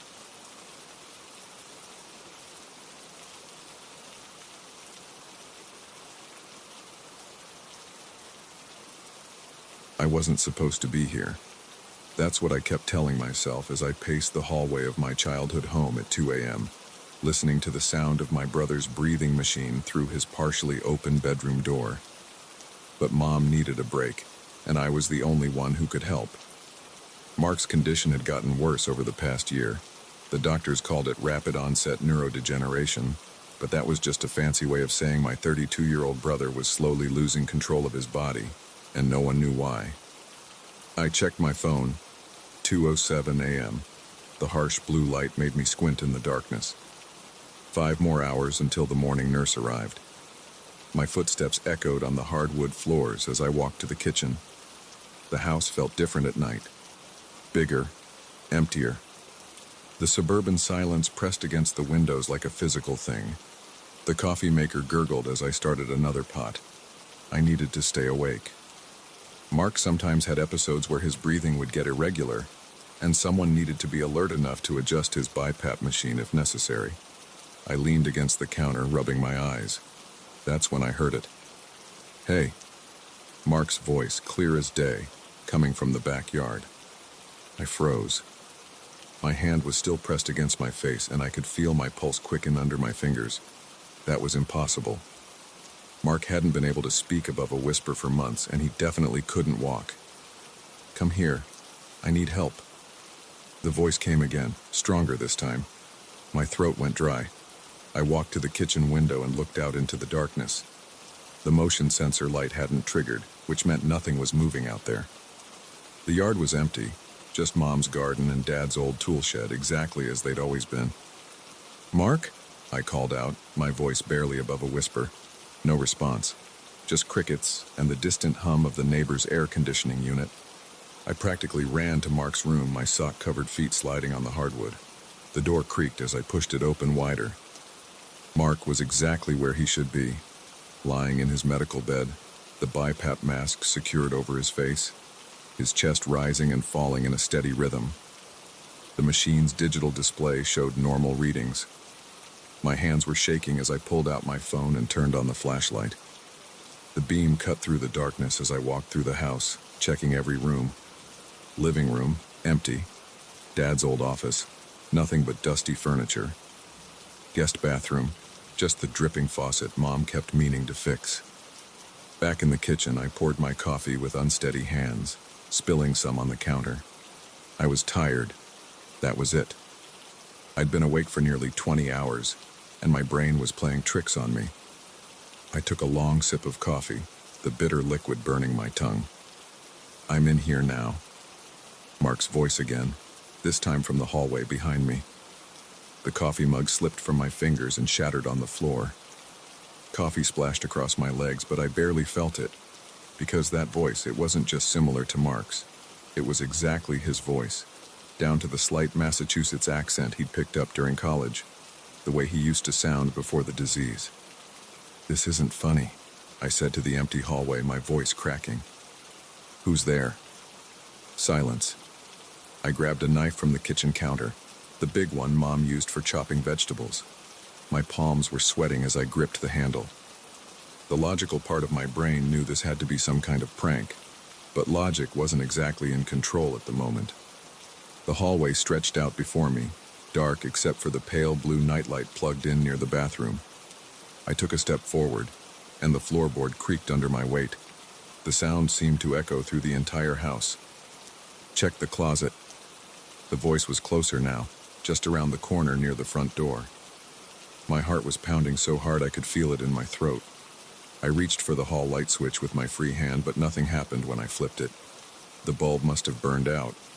I edged forward, keeping my back to the wall.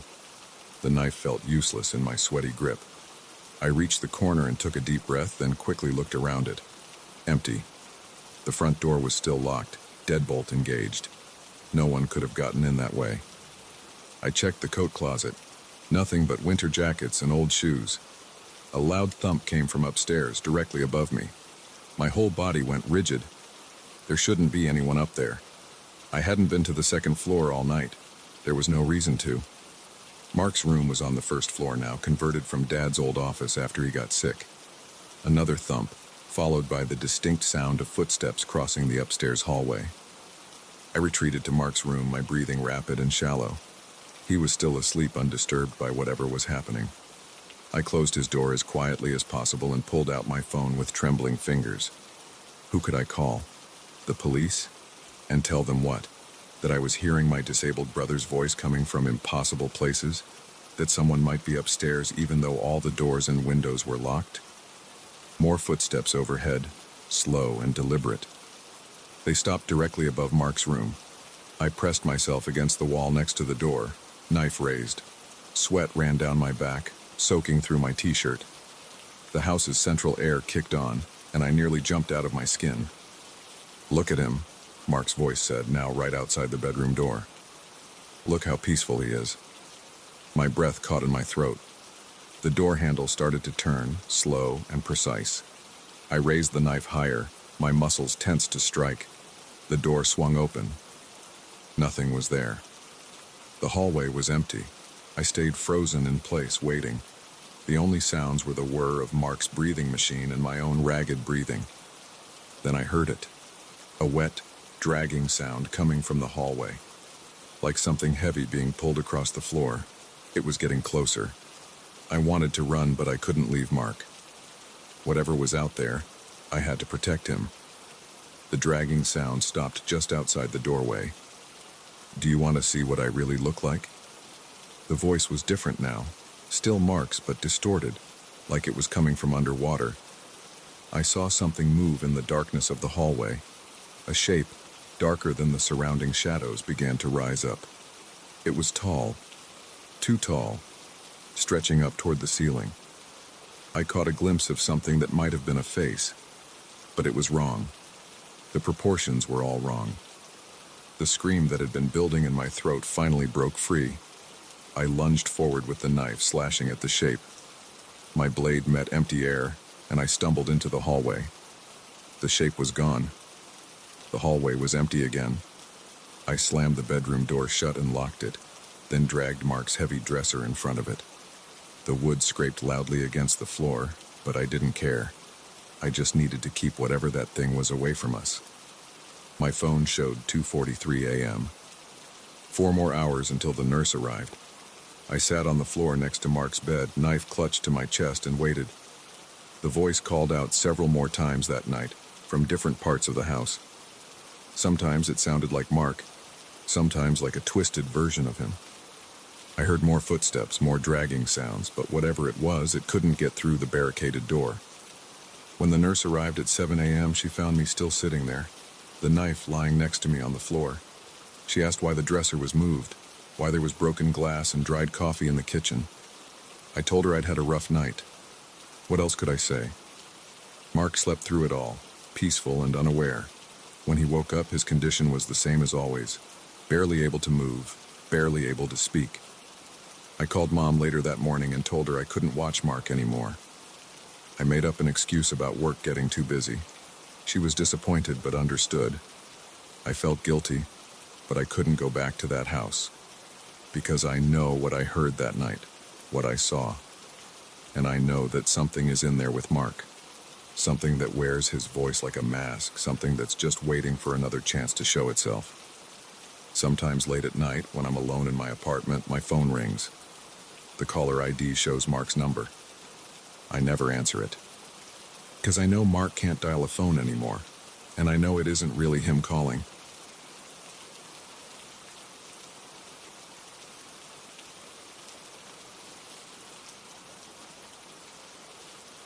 I heard the knocking at 3 a.m. Not gentle tapping, but desperate pounding that made my front door shake. I was alone in my house, sitting in my living room, trying to read a book while the rain hammered against the windows. The storm had been going for hours, sheets of water running down the glass panes, making everything outside look warped and distorted. The pounding came again, harder this desperate. 3 loud strikes that made me jump in my chair. My heart started racing immediately. Nobody should be out at this hour, especially not in weather like this. I put my book down and stood up slowly. The hardwood floor creaked under my feet as I moved toward the window. The streetlight outside cast a weak yellow glow through the rain, barely illuminating my front yard. Water pooled in the grass and flowed down my driveway in streams. Another series of pounds on the door. "Please, let me in. I need help." A man's voice, raw and frightened. I pulled back the living room curtain just enough to peek out. There was someone standing in the middle of the street. A man, I thought at first. He wore what looked like a dark suit, completely drenched. His hair was plastered to his head. Even from here I could see he was shivering. "Please," he called out again. "My car broke down. I just need to use your phone." My hand went to my pocket, feeling my cell phone there. Something felt wrong. The timing, the situation, none of it made sense. Who would be out driving at 3 a.m. in this weather? And why was he standing in the middle of the street instead of on my porch where he'd been knocking? I glanced at the grandfather clock in my living room to confirm the time. 3:02 a.m. The pendulum swung back and forth with its usual steady rhythm, each tick seeming louder than normal in the quiet house. When I looked back out the window, my blood went cold. The figure in the street had changed. It was still roughly man-shaped, but wrong somehow. The proportions weren't right. The arms too long, the torso too thin. And its face? There was no face. Just smooth, blank darkness where features should be. I stumbled back from the window, my heart pounding so hard I could feel it in my throat. This couldn't be real. I was tired. The rain was playing tricks with my vision. That had to be it. The pounding came again, but this time from the back door. I spun around, nearly tripping over my own feet. The kitchen was dark except for the dim light spilling in from the living room. Bang, bang, bang. The front door this time. Then immediately after, 3 more pounds on the back door. It was impossible for anyone to move that fast between the doors. I ran to the kitchen and flipped on every light switch I could reach. The fluorescent bulbs flickered to life, harsh white light flooding the room. Through the small window above the sink, I saw something move in my backyard, a dark shape ducking out of view. My hands were shaking as I pulled out my phone. I tried to dial 911, but my fingers kept hitting wrong numbers. I had to delete and start over 3 times. More pounding now from all around the house. Every door, every window, all at once. The noise was deafening. The walls seemed to vibrate with each impact. Finally, the call connected. 911, what's your emergency? There's something trying to get into my house, I said, my voice cracking. 3487 Oak Street, please hurry. Sir, can you describe the intruder?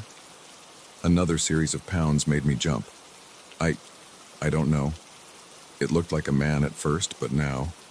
I swallowed hard. Now it's not. It has no face. Please, just send someone. Units are on their way, the dispatcher said. Stay on the line with me. Are all your doors and windows locked? I did a quick mental inventory. Yes, they're all locked. I always check before... The power went out. Every light in the house died at once, plunging me into total darkness. Even the streetlights outside were gone. My phone's screen provided the only illumination. Sir, are you still there? The power's out, I whispered. The whole street is dark. The pounding stopped. The sudden silence was almost worse than the noise had been. Rain continued to fall outside, but otherwise there was nothing. No cars, no wind, no distant sirens. Then I heard it, a wet sliding sound coming from the living room, like something damp being dragged across the floor. Someone's inside. I breathed into the phone. Oh God, something's inside my house. I backed into a corner of the kitchen, trying to make myself as small as possible. The sliding sound grew closer. In the weak light from my phone screen, I saw something dark move past the kitchen doorway. It was low to the ground, like someone crawling, but the movement was all wrong.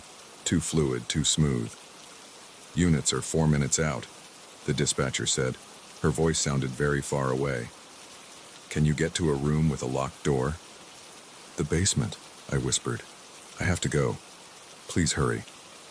I ended the call and switched to my phone's flashlight. The bright beam cut through the darkness, but I almost wished I hadn't turned it on. Because now I could see the wet trails on my floor. Long, dark streaks leading from the living room to the kitchen. They glistened in the light, but the liquid wasn't clear like rainwater. It was thick and dark, almost black. Moving as quietly as I could, I crept toward the basement door. Each step felt like it took an eternity. The floor creaked under my weight, and I froze every time, listening for movement. I reached the door and carefully turned the handle. The hinges squeaked slightly as I pulled it open. The basement stairs descended into absolute darkness. Something moved behind me. I whirled around, sweeping the flashlight beam across the kitchen. For a split second, I caught a glimpse of something tall and thin ducking behind the refrigerator. Its skin was pale gray and seemed to glisten with moisture. Those impossibly long arms trailed on the ground. I didn't think. I ran down the basement stairs, taking them 2 at a time, nearly falling in my panic. I slammed the door behind me and threw the deadbolt. My father had installed it years ago, joking about needing a secure place for his wine collection. I'd never been more grateful for anything in my life. The basement was cold and damp. Metal shelves lined the walls, stocked with canned goods and emergency supplies. My flashlight beam bounced off mason jars and created strange shadows. The washing machine and dryer sat in one corner, silent and dark. I backed away from the stairs until I hit the far wall, then slid down to sit on the concrete floor. My whole body was shaking. Sweat ran down my face despite the cold. Something scratched at the basement door. Light, delicate sounds like fingernails dragging across wood. Then a thump, as if something heavy had leaned against it. Please, a voice called down. It sounded almost like the man from earlier, but distorted somehow, like a bad recording. I just need help. Let me in. I pressed my hands over my ears, but I could still hear it. The voice changed, becoming higher, then lower, cycling through different tones like it was trying to find the right one. Let me in, let me in, let me in, let me in. The words began to run together, becoming a rhythmic chant. Other voices joined in, some deep, some high, some barely human at all. They seemed to come from all around me, not just from upstairs. I squeezed my eyes shut and pressed my hands harder against my ears. This wasn't happening. It couldn't be happening. A new sound cut through the voices, sirens, growing louder. Relief flooded through me. Help was coming. The chanting stopped. I heard rapid movement upstairs, like something large scrambling across the floor. Then nothing. I kept my eyes closed and didn't move, even when I heard car doors slamming outside and voices calling out.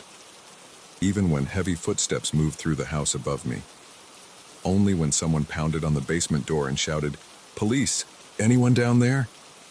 did I finally lower my hands. "Yes!" I called back, my voice hoarse. "Yes, I'm here. The door's locked." "Are you injured?"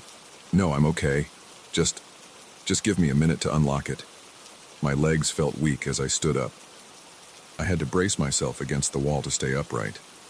When I finally made it to the stairs and opened the door, I found 2 police officers with flashlights drawn. More lights moved around upstairs and I could hear radio chatter. "Sir, can you tell us what happened?" one of the officers asked as they helped me up the stairs. I tried to explain, but the words wouldn't come out right. How could I describe what I'd seen? They'd think I was crazy or drunk or high. Then I saw the trails on the floor.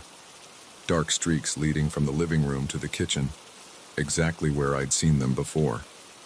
In the beam of a police flashlight, they looked almost purple. "What is that?" I heard one officer ask another.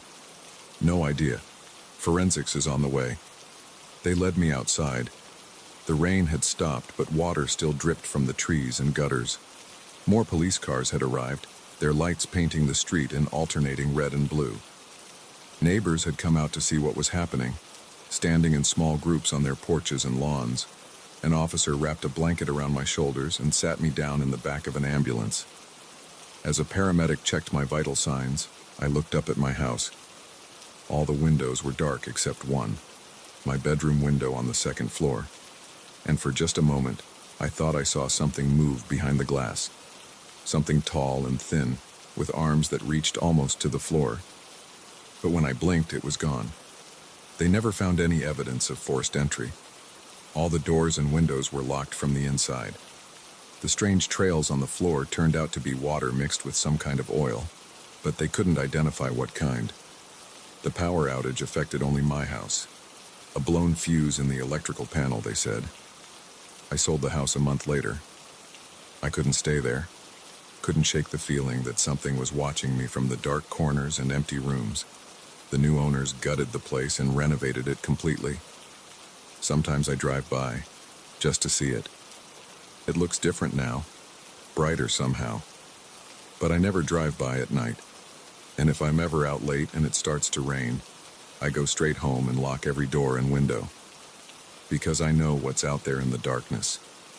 I know what waits in the rain, wearing faces that aren't quite right, calling out in voices that aren't quite human. And sometimes, on stormy nights when I'm lying in bed, I hear knocking. Not at my door, but inside my walls. Soft at first, then louder, more insistent. And a voice, distorted and strange, asking to be let in. I just pull my blankets tighter and wait for morning. Because I know now, some doors should never be opened. Some help should never be given. And nothing good ever comes knocking at 3 a.m.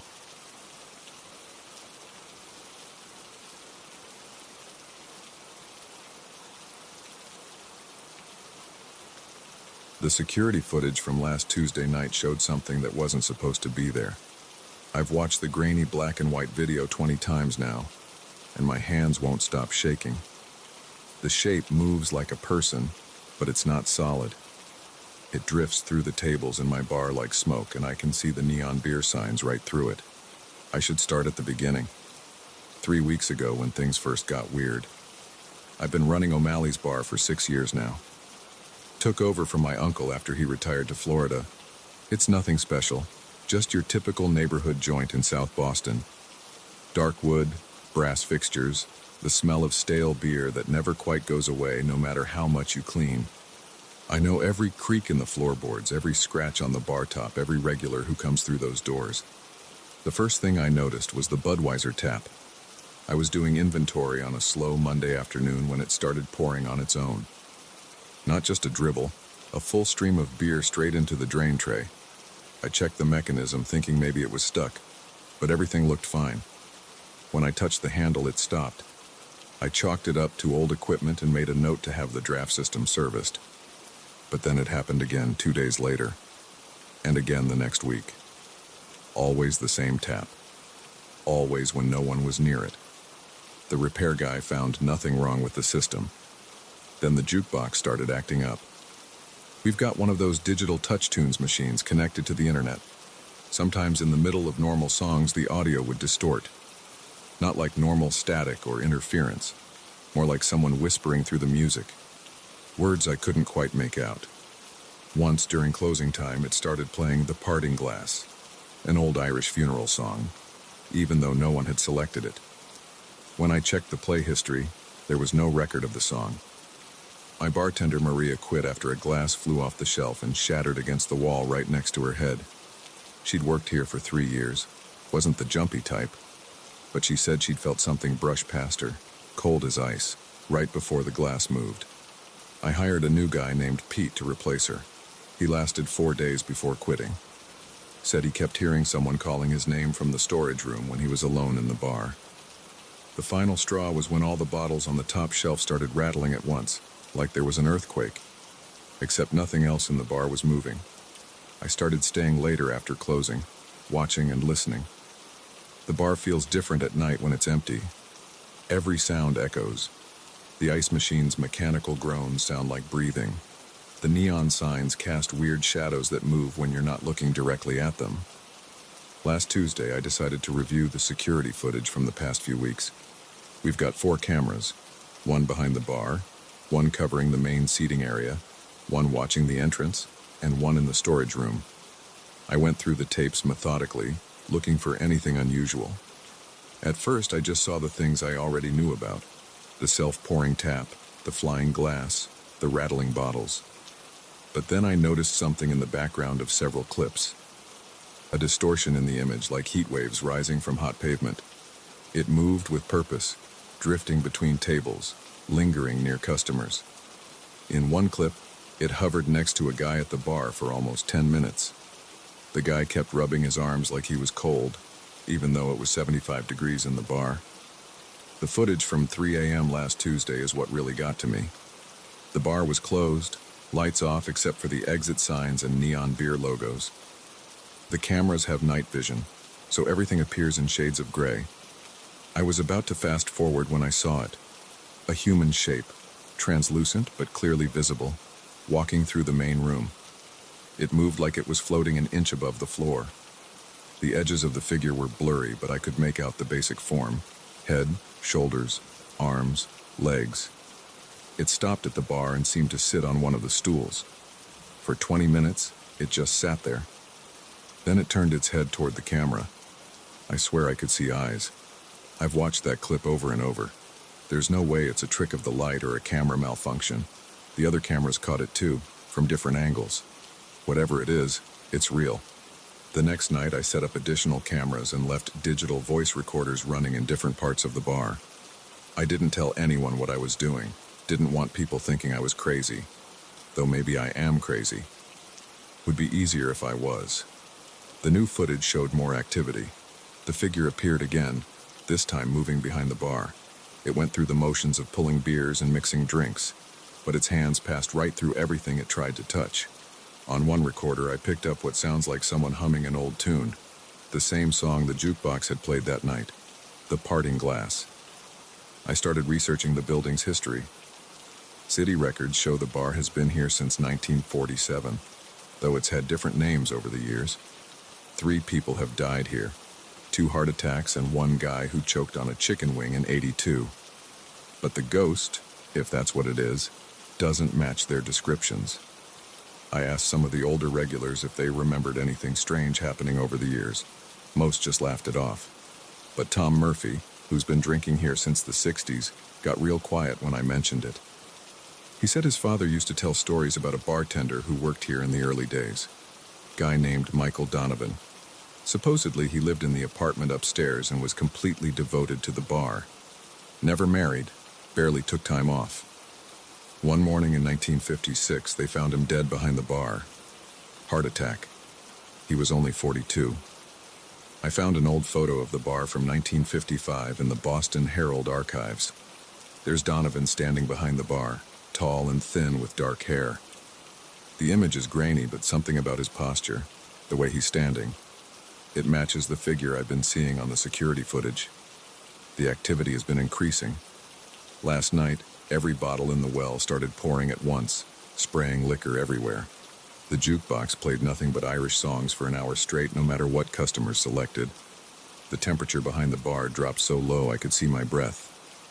I'm writing this all down because I need to decide what to do. I could sell the bar, walk away. But something tells me Donovan wouldn't like that. This place was his life, and apparently still is, even after death. Maybe he's not trying to scare people away. Maybe he's just trying to keep doing the job he loved. So I'm going to try something tonight. After closing, I'm going to set up a shot of Jameson. I heard that was his favorite, and just talk to him. Tell him I understand wanting to take care of the place, but he's scaring away my staff and customers. See if we can work something out. I've got the cameras rolling and my phone set to record. If anything happens, at least I'll have proof I'm not losing my mind. Update, 3:47 a.m. I did it. I set up the shot and started talking, feeling like an idiot at first. For 20 minutes, nothing happened. Then the temperature dropped. The shot glass slid across the bar on its own and tipped over, empty. The jukebox clicked on, playing The Parting Glass again, but this time without any distortion. The security camera footage shows the figure appearing beside me at the bar, clear as I've ever seen it. It raised its own ghostly shot glass in a toasting gesture.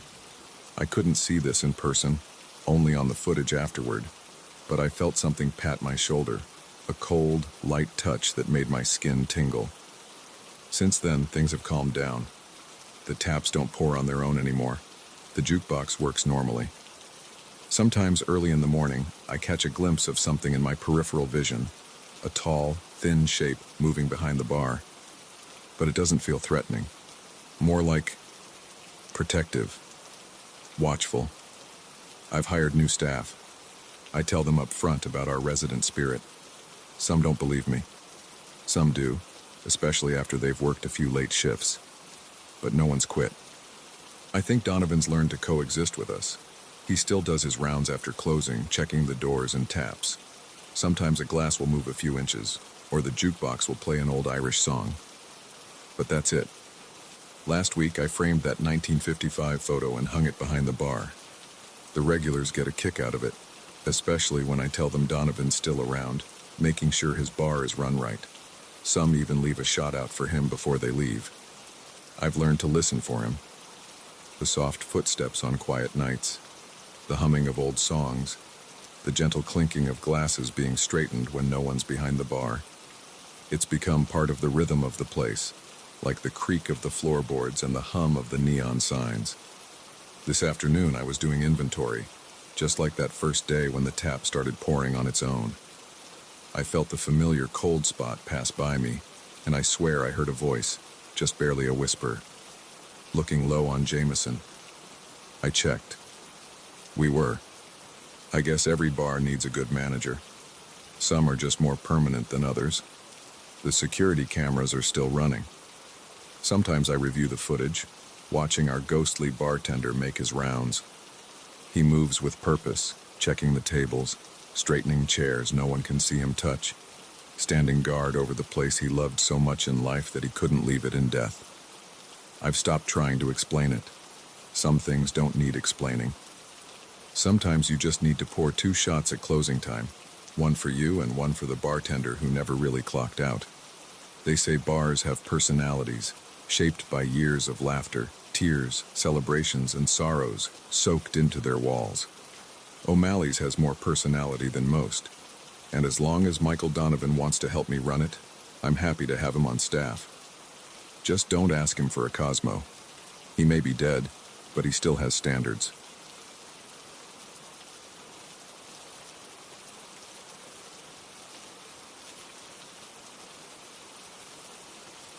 The first thing I noticed when I pulled up to my uncle's house was the smell. Not the musty, abandoned house smell you'd expect after 2 years empty.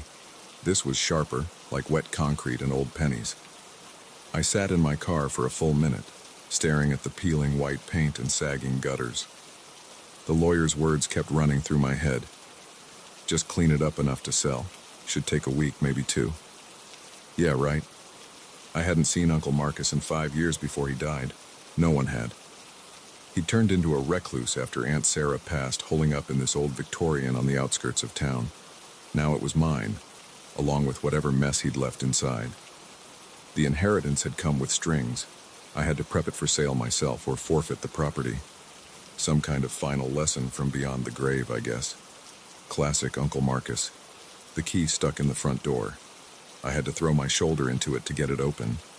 Inside, the air was thick and stale. Dust particles danced in the afternoon light streaming through grimy windows. The furniture was all covered in yellowed sheets, like sad ghosts frozen in time. Empty coffee cups sat on every surface, some still with dried brown rings inside. A stack of newspapers by the couch had dates from 2022. I spent that first day opening windows and throwing out obvious trash. The kitchen was the worst. The fridge contents had liquefied into something that made me gag. But I made progress. By sunset, I had filled 6 contractor bags and could actually see most of the countertops. That's when I first noticed the attic door at the end of the upstairs hallway. Something about it made my skin crawl. I told myself I was being stupid. It was just a door. But every time I walked past, my heart would speed up and my palms would get sweaty. I found myself taking the long way around just to avoid that hallway. I slept on the couch that first night. The bedroom still needed too much work, and honestly, I didn't want to sleep up there, not with that attic door looming at the end of the hall. Around 3 a.m., I jolted awake. The house was completely silent, but I could have sworn I heard footsteps overhead. When I finally fell back asleep, I dreamed of that door. The next few days fell into a routine. I'd work from morning till night, clearing out rooms, scrubbing walls, fixing what I could. The place was slowly starting to look habitable, but I still hadn't touched the attic. Every morning I'd tell myself, today's the day, and every evening I'd find another reason to put it off. The weird thing was, I couldn't even explain why it bothered me so much. It was just a feeling, a deep, primal certainty that something was wrong up there. On day 5, I ran out of excuses. The rest of the house was mostly done, and I couldn't ignore the attic anymore. I stood at the bottom of the hallway that morning, coffee cup clutched in my shaking hand, staring at that door. It was just a normal door. Old white paint, brass knob, slightly warped frame. But my chest felt tight just looking at it. I forced myself to walk down the hall. Each step felt like moving through mud. The closer I got, the harder my heart pounded. By the time I reached the door, I was breathing like I'd run a marathon. My hand hovered over the knob. The metal felt ice cold against my palm. The door opened with a long, drawn-out creak. A narrow wooden staircase led up into darkness. The smell hit me immediately. That same sharp, metallic odor I'd noticed when I first arrived, but stronger here. Much stronger. My fingers fumbled for the light switch. Nothing happened when I flicked it. I pulled out my phone and turned on the flashlight. The beam caught dust motes swirling in the air. The stairs looked solid enough, though the wood was dark with age. I put one foot on the first step. It creaked under my weight, but held firm.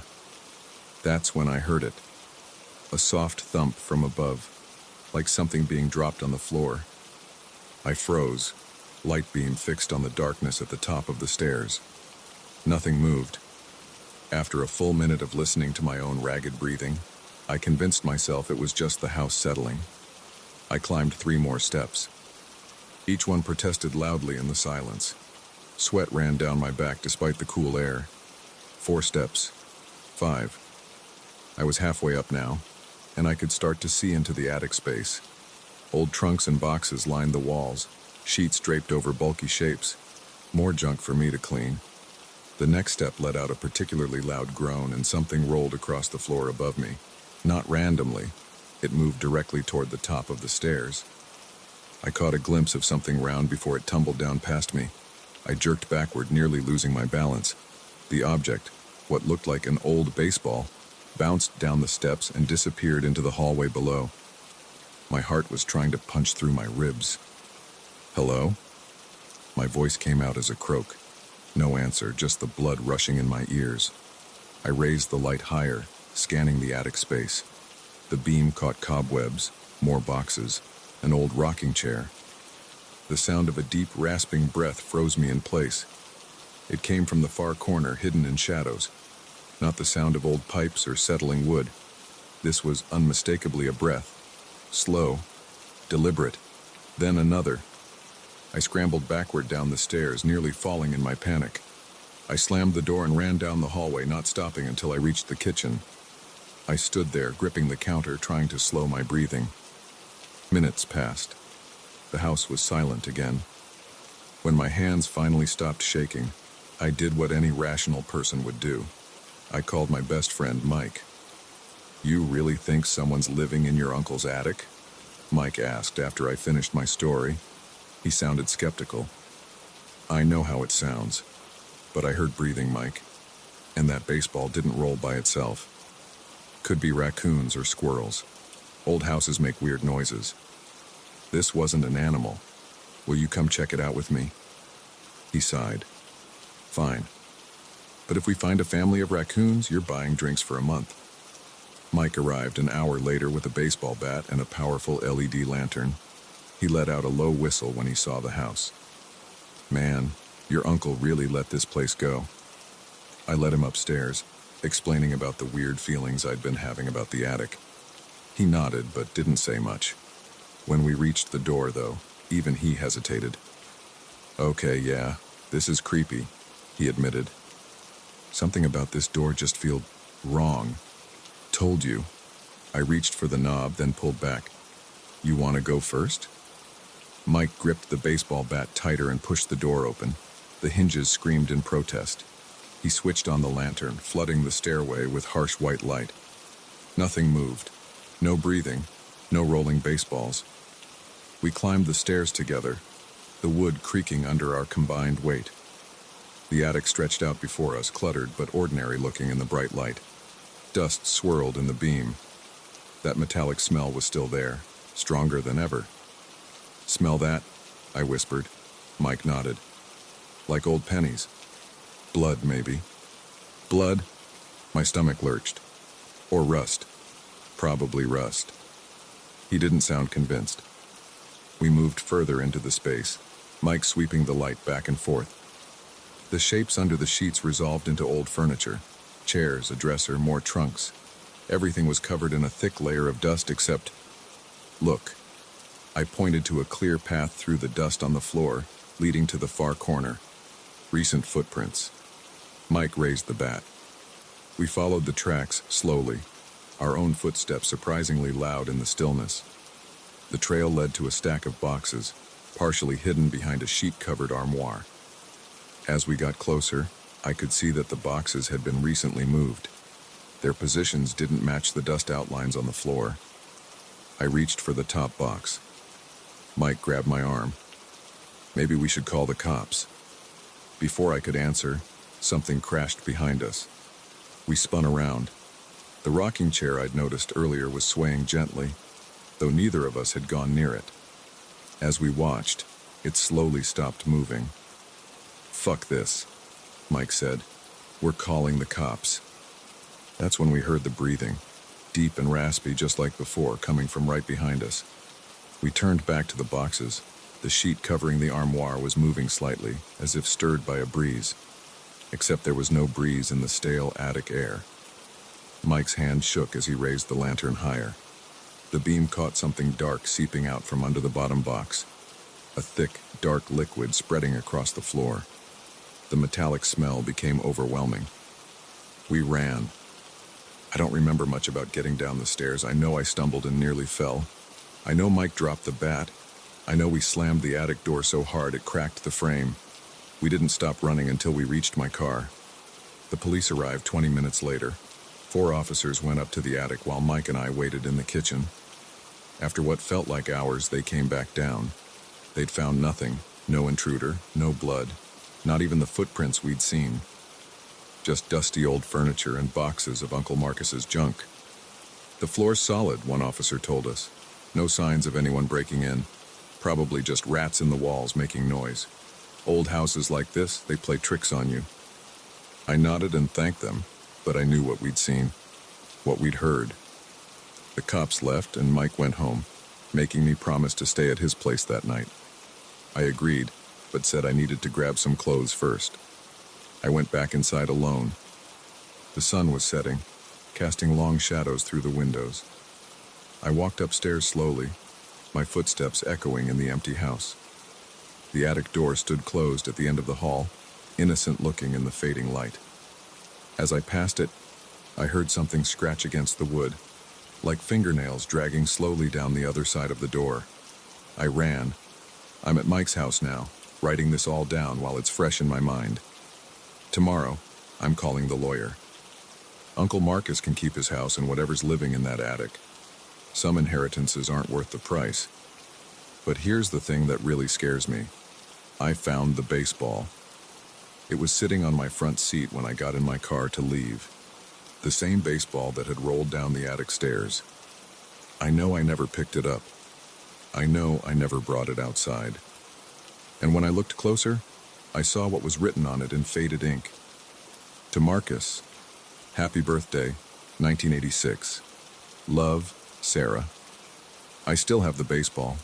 Sometimes, late at night, I swear I can hear it rolling across my bedroom floor. But when I turn on the light, it's always exactly where I left it, waiting, like it knows something I don't. The house is still there, still waiting to be cleaned and sold. The lawyer keeps calling, asking about my progress. I don't answer anymore. Let someone else deal with it. Let someone else climb those stairs and face whatever lives in that attic. Some doors should stay closed. Some inheritances should stay unclaimed. And some answers aren't worth knowing. I dream about that attic now. In my dreams, I always make it to the top of the stairs. I always look behind the boxes. I always see what's waiting in that dark corner. But when I wake up, I can never remember what it was. Maybe that's a mercy. All I know is this. Something is still there, in that attic, breathing in the dark. And sometimes, when I drive past the house late at night, I see a light in the attic window. Not a flashlight or a lantern. Something darker, redder, like dying embers, or eyes. I don't drive past the house anymore.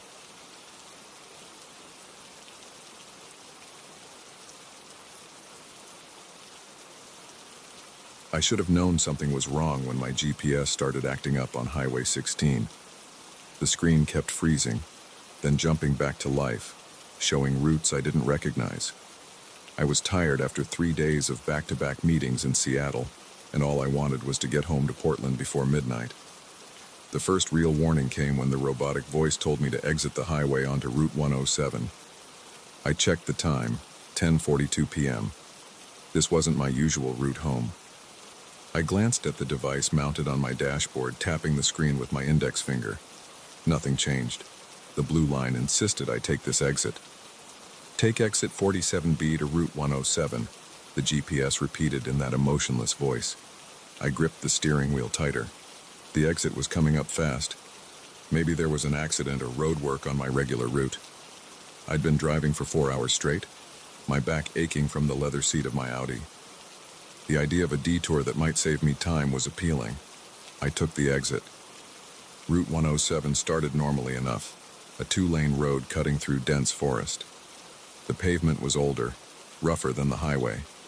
My headlights caught the yellow center line, faded and broken in places. No streetlights out here. No other cars either. My phone sat in the cup holder, screen dark. I should have checked Google Maps for a second opinion, but both hands stayed locked on the wheel. The trees pressed closer to the road. Their branches reached over like fingers, blocking out what little moonlight filtered through the clouds. The GPS screen flickered. The blue route line disappeared, then reappeared on a different road. "Recalculating," the voice announced. "Turn right in 500 feet." I leaned forward, squinting at the upcoming turn. No street sign, just a narrow dirt road disappearing into darkness. "This can't be right," I said out loud. My voice sounded strange in the quiet car. I reached for the GPS, ready to override it. The screen went black. Shit. I tapped it. Nothing. I pressed the power button. Still nothing. I slowed the car, looking for a place to turn around. The road had no shoulder, just steep ditches on both sides. The trees grew right up to the edge, creating a natural tunnel. I'd have to find a driveway or intersection to turn around. The GPS screen suddenly lit up, bright blue in the darkness. The map showed me somewhere I didn't recognize, surrounded by blank green space. No road names, no landmarks, just that blue line stretching ahead. "Continue straight for 7 miles, the voice commanded. I pressed the home button. Nothing happened. I tried to zoom out on the map. The screen didn't respond to my touch. My headlights caught something moving in the trees. Just a branch swaying in the wind, I told myself. Except there was no wind. The air outside was dead still. The road curved sharply left. As I turned, my headlights swept across something pale in the trees. It disappeared before I could focus on it. My hands were sweating on the steering wheel. The GPS screen flickered again. The map vanished, replaced by static. Then blackness. Then the map again, showing me even deeper in the nowhere zone of blank green. "Turn right in 100 feet, the voice said. There was something different about it now. A slight distortion, like bad reception on a phone call. I ignored it. The road ahead was clear and straight. I pressed the accelerator, pushing the car to 60, then 70. The engine's hum filled the cabin, drowning out the GPS voice. The headlights dimmed, just for a second, but enough to make my stomach clench. I checked the dashboard, everything normal. But the lights dimmed again, longer this time. The darkness pressed against the windshield like a physical thing. Something dark crossed the road ahead, too fast to see clearly, like a person running but low to the ground, moving wrong. My foot jerked toward the brake pedal. The GPS screen strobed, flashing white, black, white. The voice came again, heavily distorted now. "Stop vehicle immediately." "Fuck that," I muttered. But my speed was dropping. The engine didn't sound right.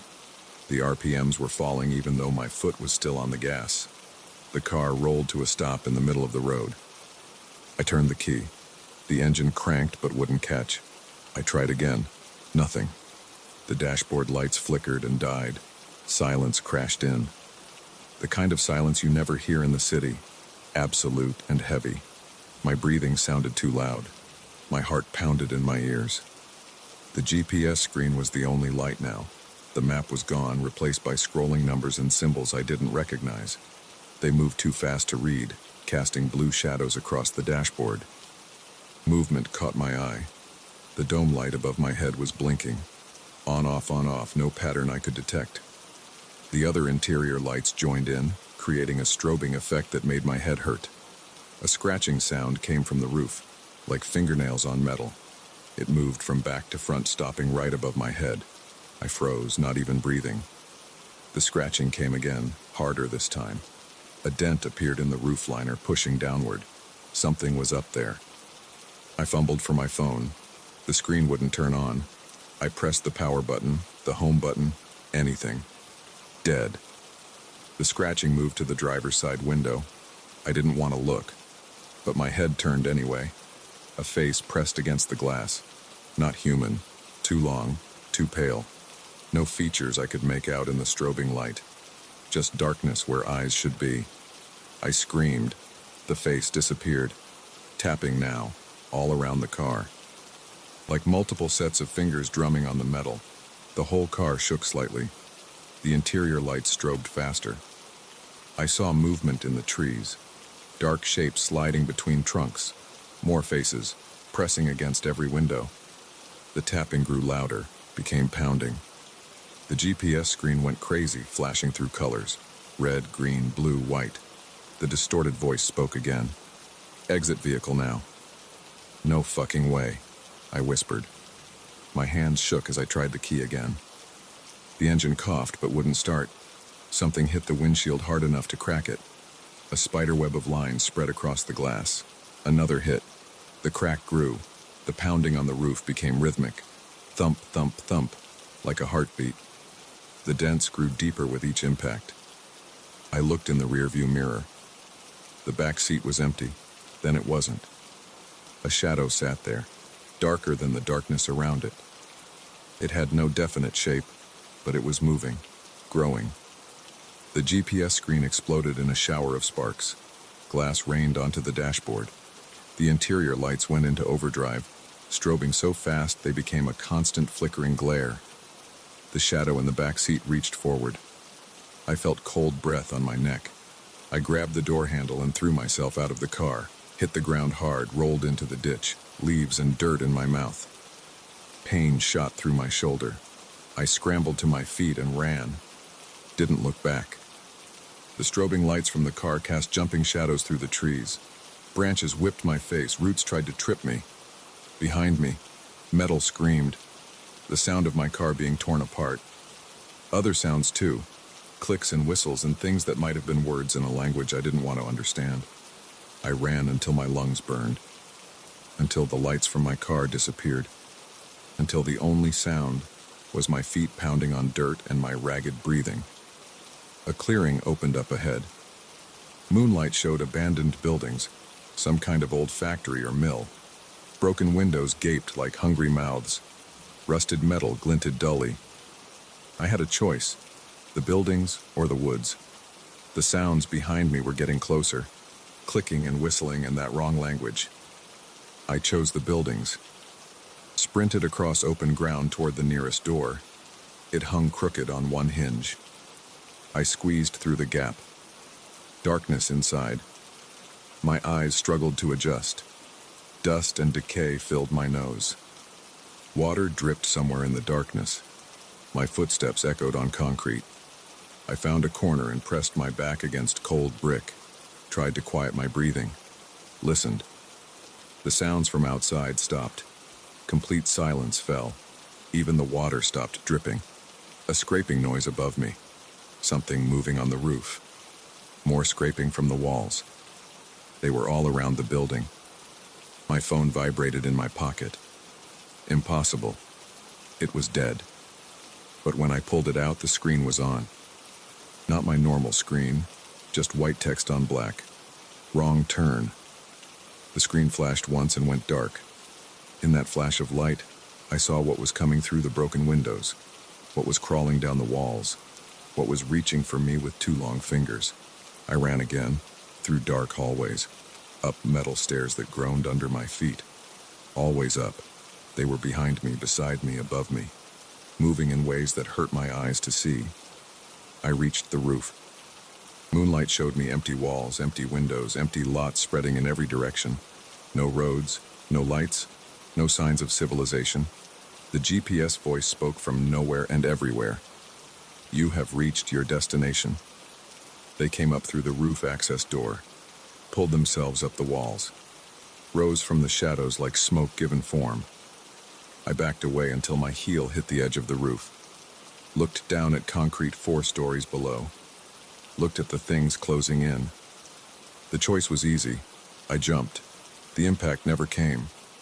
Instead, I opened my eyes to find myself back in my car on Highway 16. The GPS showed my normal route home. The clock read 10:42 p.m. My hands shook on the steering wheel. Exit 47B was coming up. The sign for Route 107 glowed in my headlights. The GPS screen flickered once. I drove straight past the exit. Didn't stop until I reached Portland. Threw the GPS in the trash as soon as I got home. I still take the long way around that part of Highway 16. Still check my rearview mirror more often than I need to. Still wake up sometimes thinking I hear clicking and whistling outside my window. And every time I see a GPS screen flicker, even for a second, my hands start to shake. Because I know what's waiting down those wrong turns. In the dark places between here and there, where the maps stop making sense and the roads lead nowhere. They're still waiting. And sometimes late at night when I can't sleep, I wonder if I really escaped. Or if I'm still falling from that roof, about to wake up again at 10:42 p.m., approaching exit 47B, where it all begins again. But I'll never know for sure, because I'm never taking that exit again. Never following where those things want me to go. Some turns, once taken, can't be undone. Some roads don't lead home. The GPS on my dashboard stays dark now. And that's exactly how I like it.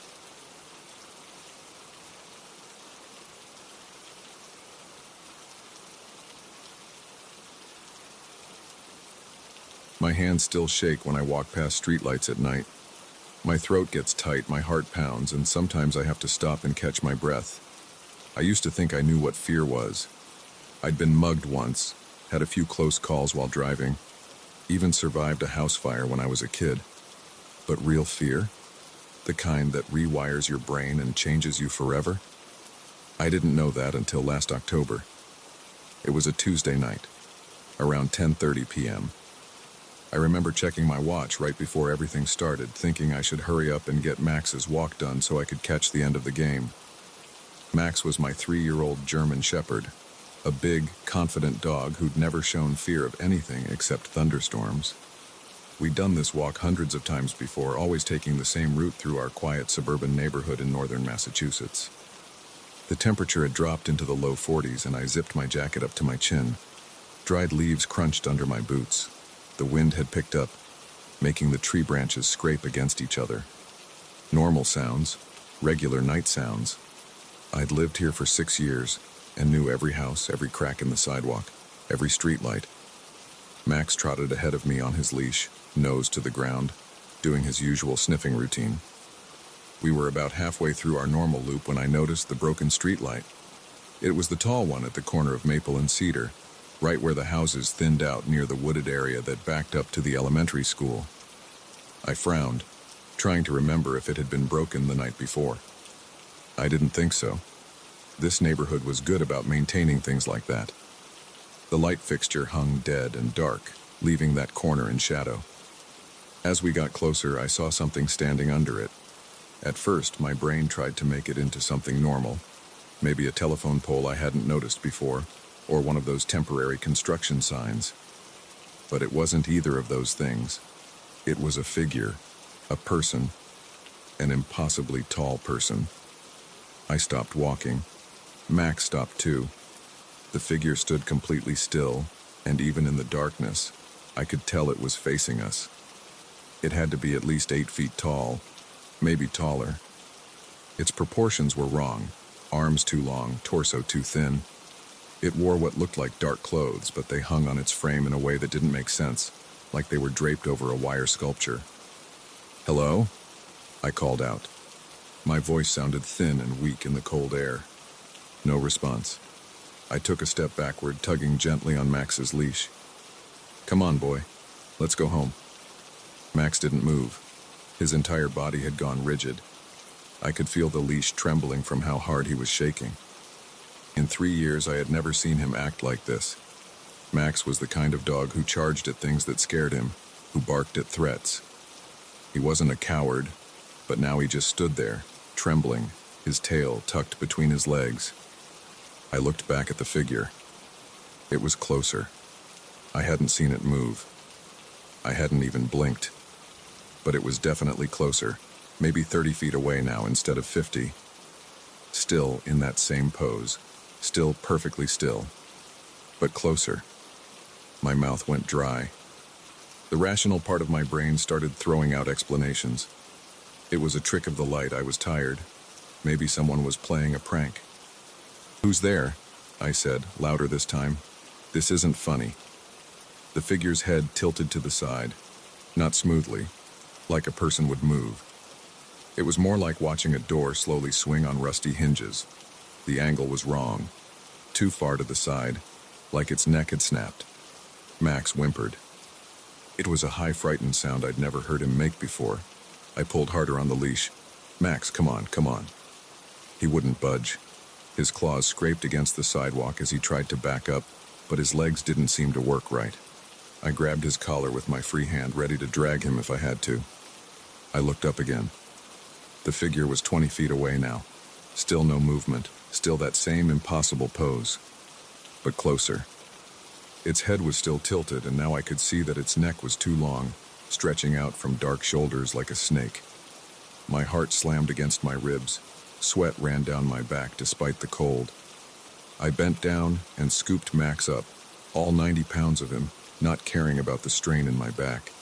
His whole body shook against my chest. I turned and ran. My boots pounded against the sidewalk. Max's weight made my arms burn, but terror gave me strength I didn't know I had. I didn't look back. I couldn't look back, but I could feel it behind us. The air got colder. The streetlights ahead of us flickered. Each one went dark as we passed under it, like something was following us, consuming the light. The darkness pressed in closer with each step. I reached the intersection of Maple and Birch. 4 more blocks to home. 3 more blocks. 2 more blocks. Max's claws dug into my shoulder. He was still whimpering, the sound mixing with my own ragged breathing. 1 more block. The darkness followed, swallowing every light we passed. My lungs burned. My arms felt like they would snap. But I couldn't stop. Couldn't slow down. I fumbled with my keys at the front door, nearly dropping them twice before I got the right one. The porch light flickered and died as I shoved the key into the lock. The door swung open and I practically fell inside, kicking it shut behind me. I dropped Max. He scrambled away, heading straight for the corner of the living room where he huddled, still shaking. I slammed the deadbolt home, then the chain lock, then slid down to sit with my back against the door. My chest heaved as I tried to catch my breath. My arms felt like jelly. Spots danced in front of my eyes. For a long moment, I just sat there, listening to my own ragged breathing and Max's whimpers. Then I heard something else. Footsteps on my front porch. Slow, deliberate steps. Not the sound of shoes or boots, more like something hard and sharp tapping against the wood.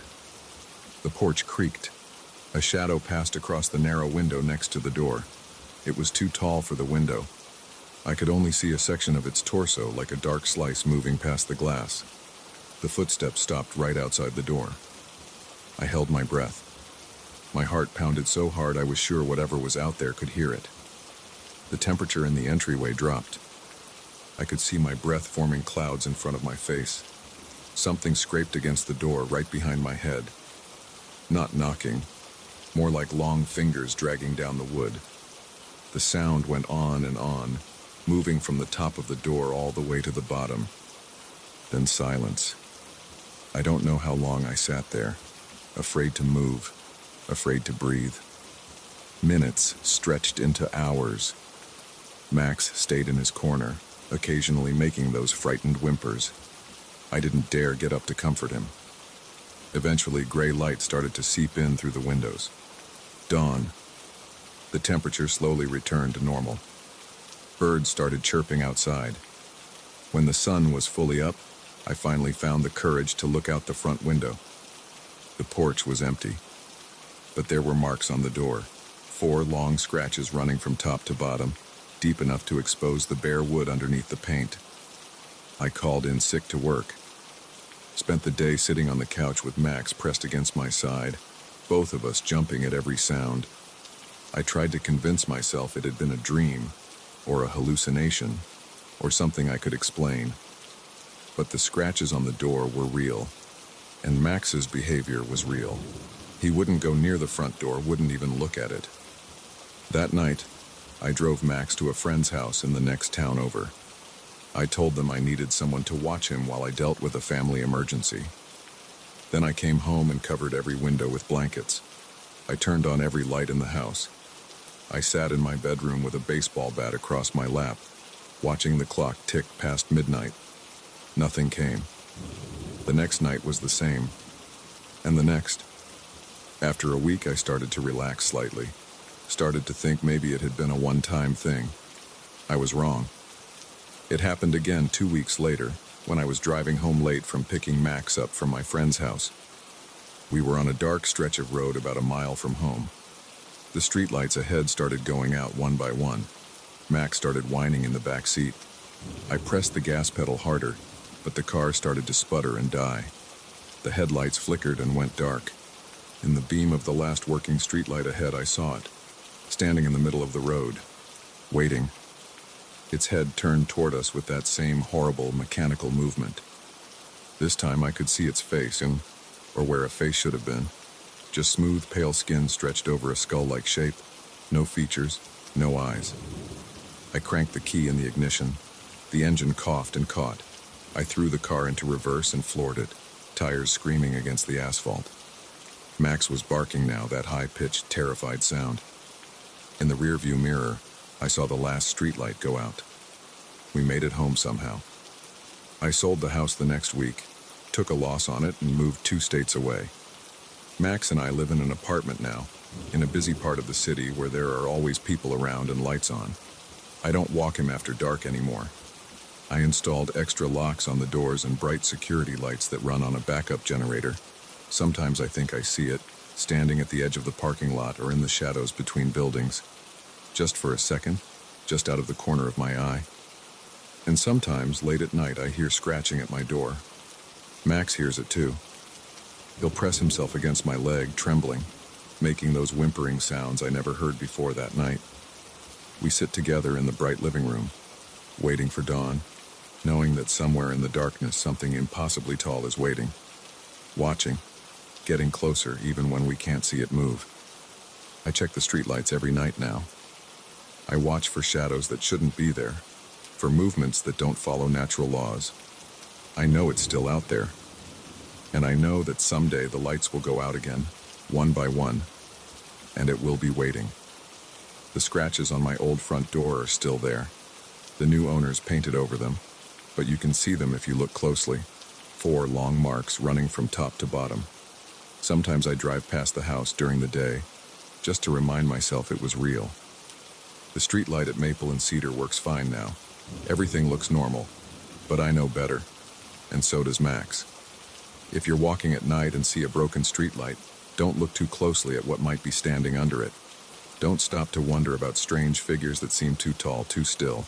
And if you do see something, run. Run as fast as you can toward light and people and noise. Just remember, you won't see it move, but it will get closer.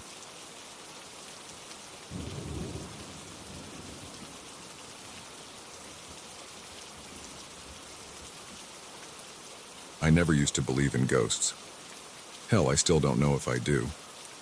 But what happened that night in the Oak Ridge Mall parking lot changed everything I thought I knew about reality.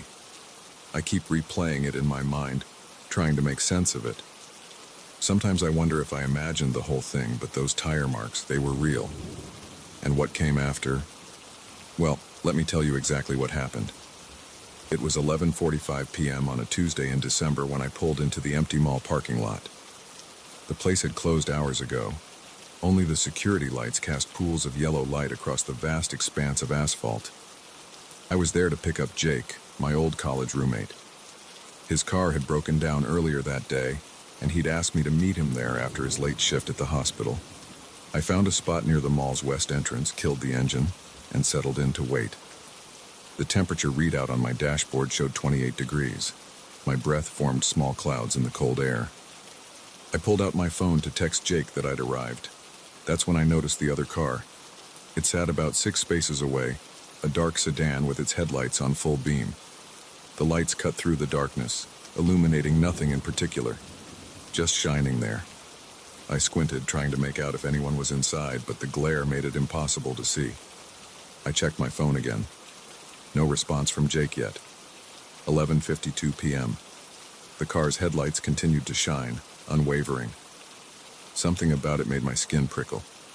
In an empty parking lot this late, you'd expect someone to either be getting out or leaving. But this car just sat there, engine silent, lights blazing. My phone buzzed. Jake. Almost there, 5 minutes. I looked back at the sedan. Same position, same bright headlights. I reached for my own keys, ready to start the engine if needed. The metal felt cold against my palm. A glance at my phone. 11:57 p.m.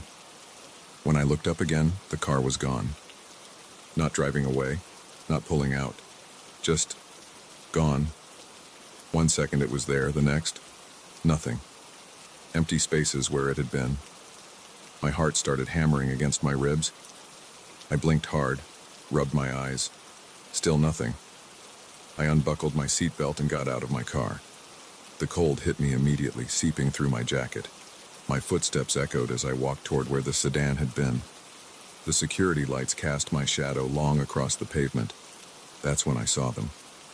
Tire marks. Fresh ones, dark against the concrete. They started where the car had been parked and extended about 10 feet before stopping abruptly. Not fading away, just stopping, as if the car had been lifted straight up into the air. I stood there staring at those marks, my breath coming faster now. The back of my neck tingled. I spun around, scanning the parking lot. Empty spaces stretched in every direction. No movement. No sound except the hum of the security lights and my own breathing. My phone buzzed again, making me jump. Jake. Here, coming up from south entrance. I hurried back to my car, hands shaking as I unlocked it. Once inside, I locked all the doors and started the engine. The heat came on, but I barely noticed. My eyes kept darting to the rearview mirror, checking the empty spaces where the sedan had been. I saw Jake's figure approaching through the side mirror. He was still in his scrubs from his hospital shift, walking quickly with his hands in his pockets. When he reached my car, I unlocked the passenger door. He slid in, bringing a blast of cold air with him. Thanks for coming out, man. This day has been... He stopped mid-sentence, noticing my expression. You okay? You look like you've seen a ghost. I opened my mouth to tell him, then closed it.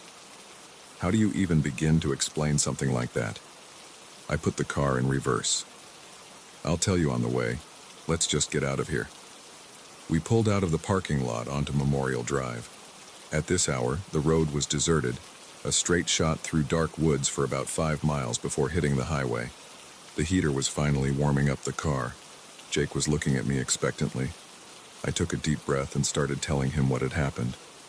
As I spoke, I kept checking the rearview mirror out of habit. Nothing but darkness behind us. And then the car just vanished. I finished. But the tire marks were still there. I saw them myself. Jake was quiet for a moment. That's weird. You sure it didn't just drive away when you weren't looking? No engine sound. No movement. It was there 1 second, gone the next. I gripped the steering wheel tighter. I know how it sounds, but the words died in my throat. In my rearview mirror, 2 bright headlights had appeared. They were far behind us, but closing fast. Too fast. My foot pressed harder on the accelerator. The speedometer crept up. 50, 55, 60. What's wrong? Jake turned to look behind us. Holy shit. The headlights were getting closer. I could make out the shape of the sedan now, exactly like the one from the parking lot. It was matching our speed perfectly, maintaining the same distance no matter how fast we went. 65, mummy amper. 70. The woods rushed by in a dark blur.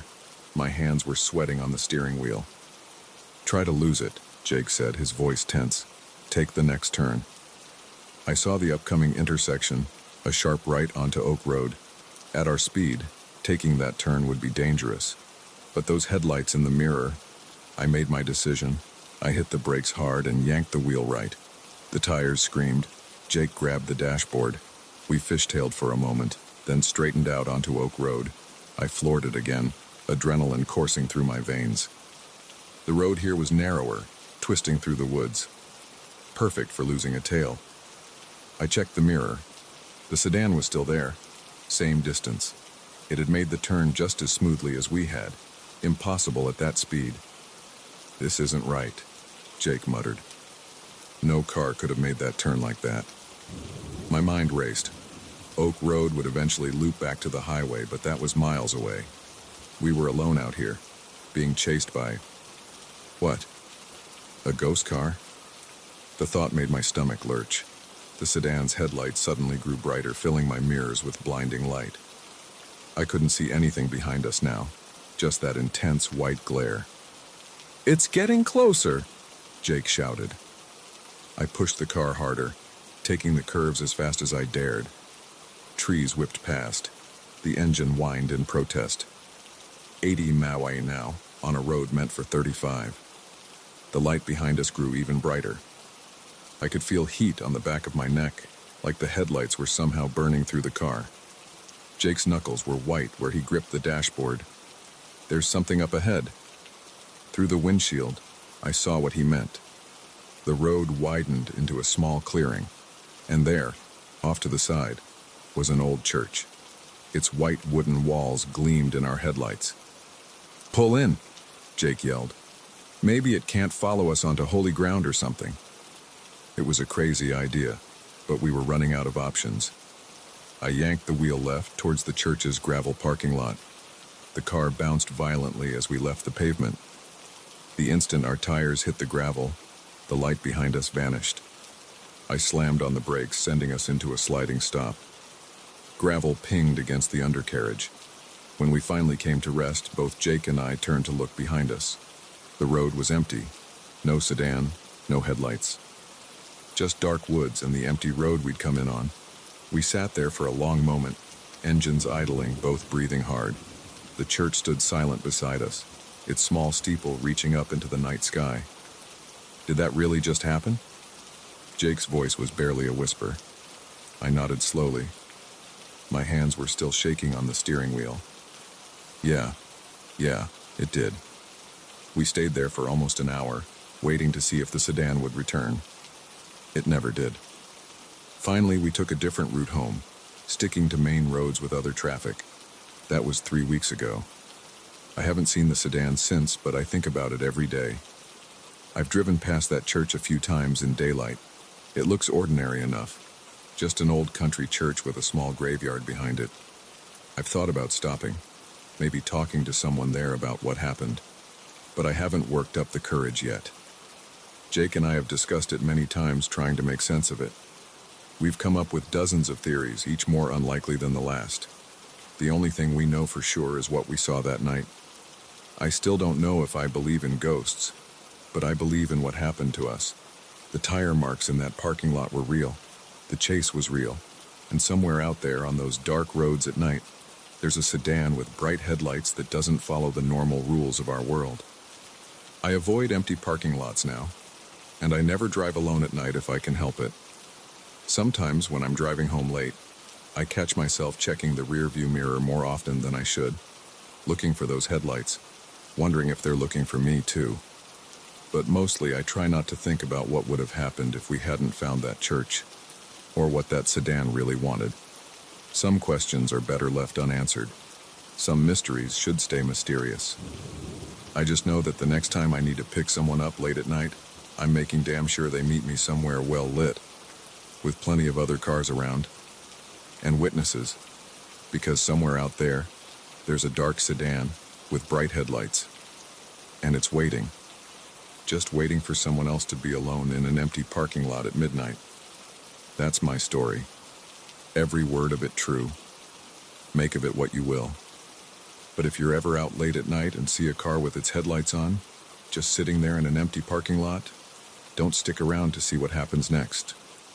Drive away. Drive far away. And whatever you do, don't look back. Because sometimes, the things in your rearview mirror are closer than they appear.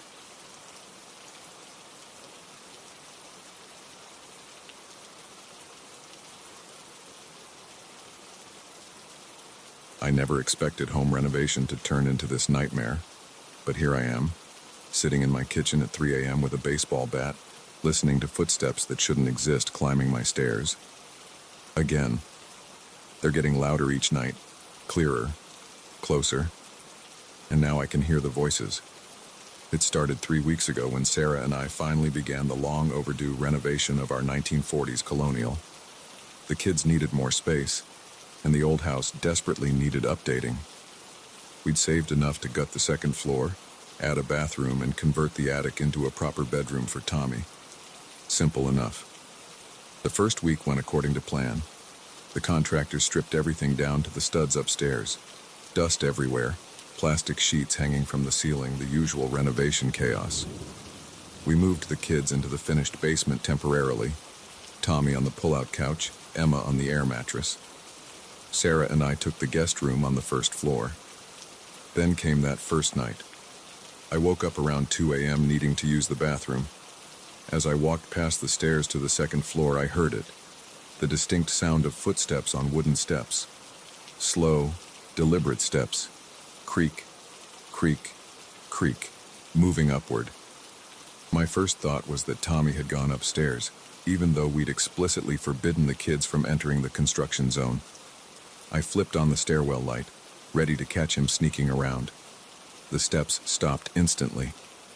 I climbed halfway up, checking each stair. Nothing but bare wood treads, construction debris, and plastic sheeting moving slightly in the air from the heating vent. I checked the basement. Both kids sound asleep.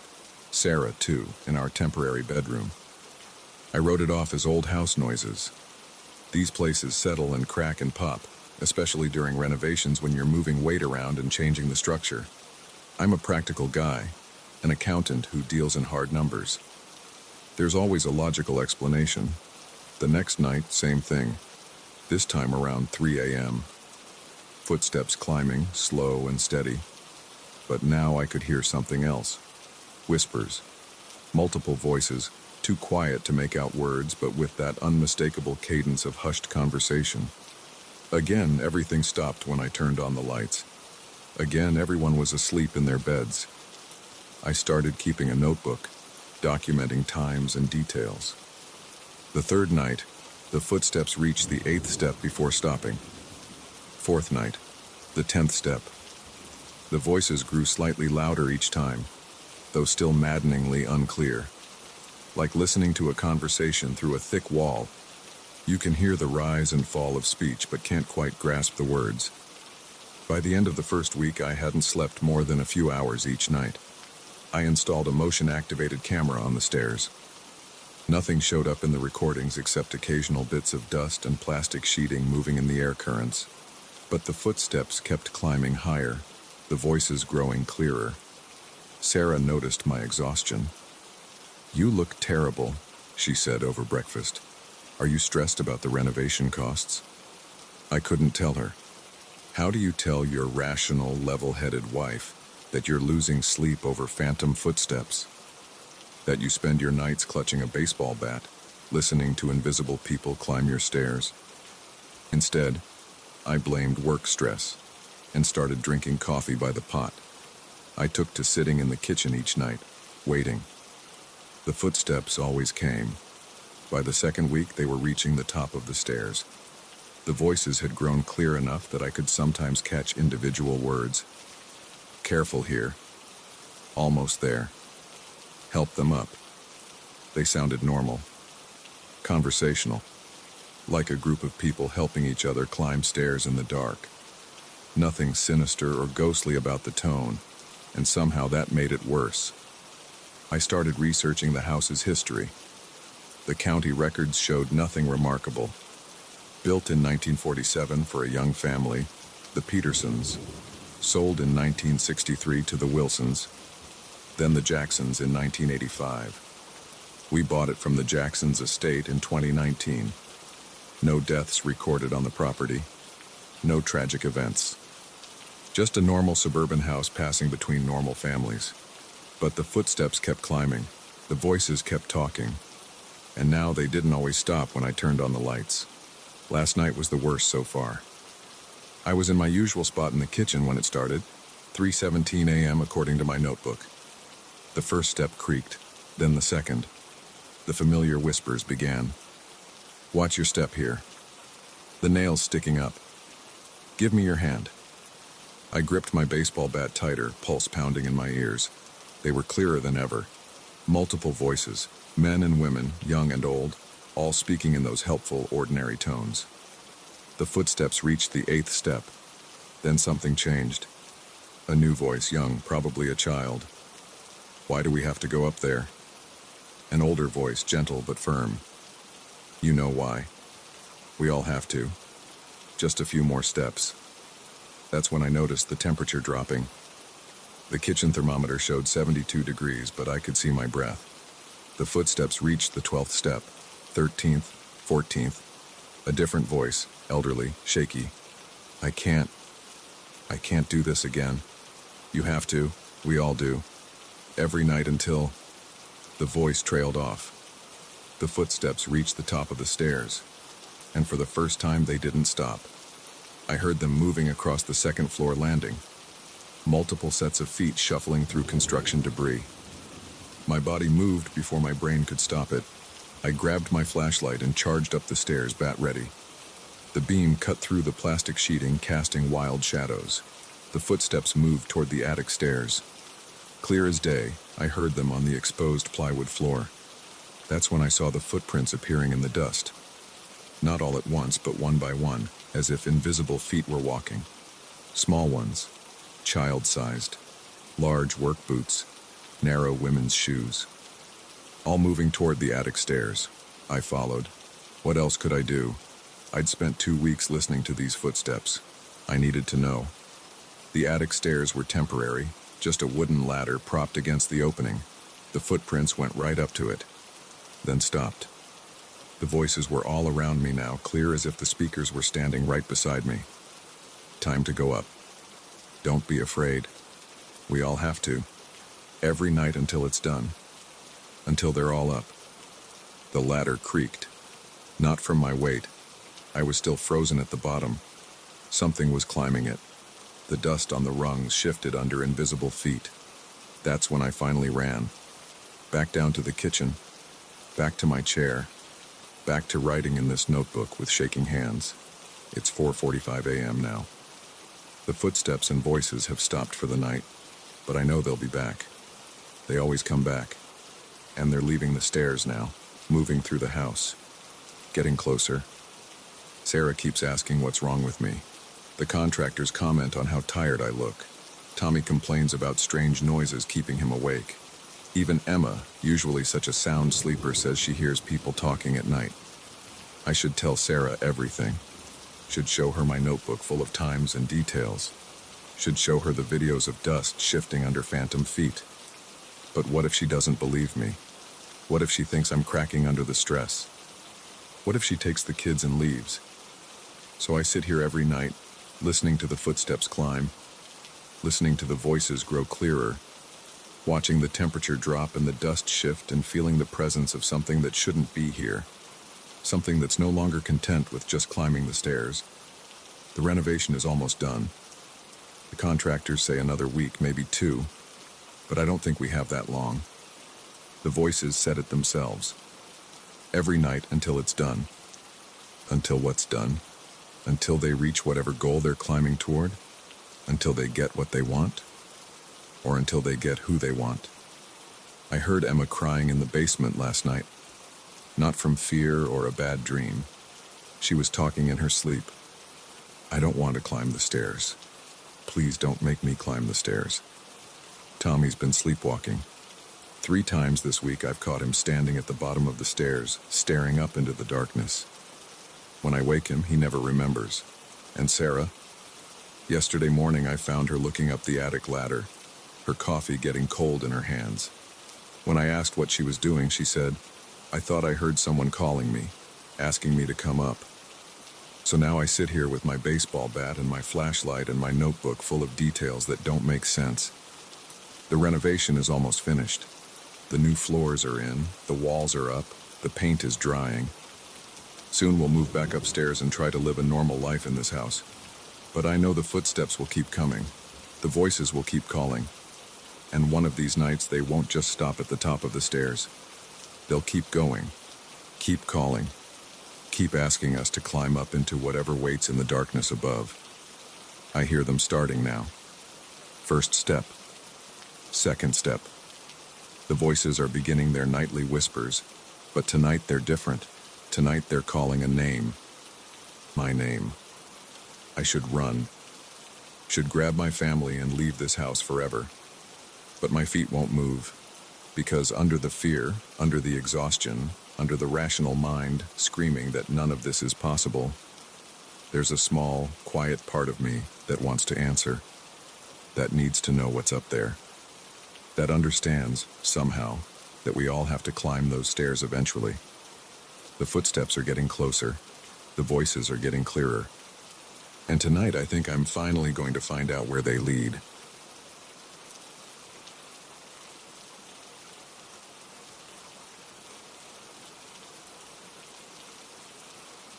The security cameras caught me entering the Riverside Corporate Center at 8:47 p.m. I know this because I watched the footage later, over and over, trying to make sense of what happened that night. The timestamp in the corner showed me walking through those glass doors, briefcase in hand, heading to my office on the 23rd floor to grab the contract I'd forgotten. I never made it there. I worked too much. That's what Sarah always said before she left. Tonight proved her right, I guess. The cleaning crew had already finished their rounds, leaving behind that sharp chemical smell that always made my nose itch. My footsteps echoed off the marble floors of the lobby. The night guard, Mike, wasn't at his desk, probably doing his rounds or in the bathroom. I didn't wait for him. I had my key card, and I just needed to grab that one document. The lobby lights were dimmed to their nighttime setting. A few emergency exit signs cast their red glow across the walls.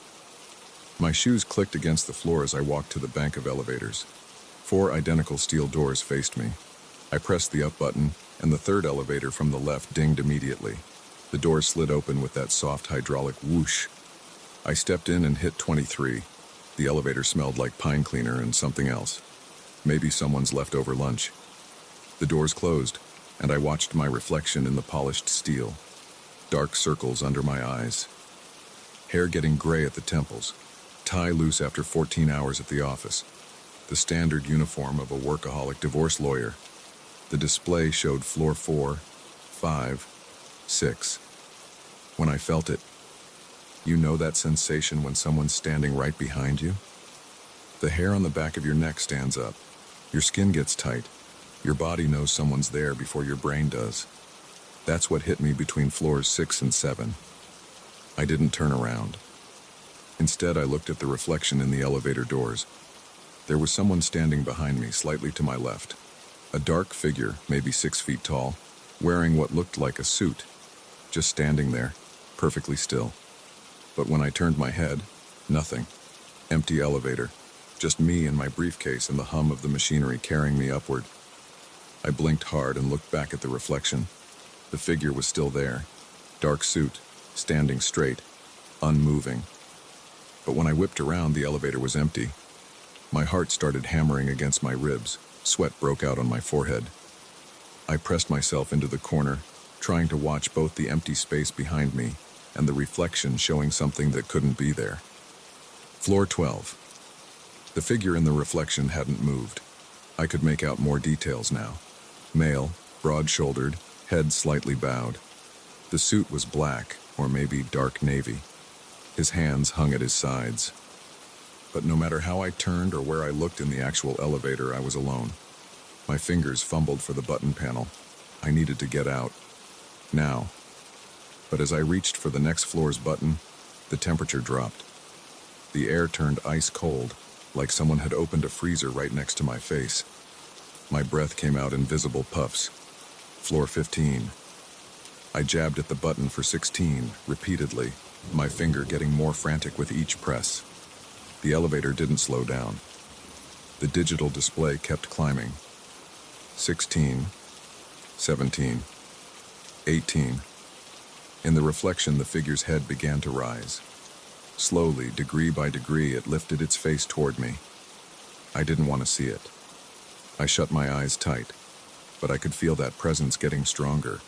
The cold intensified until my teeth started chattering.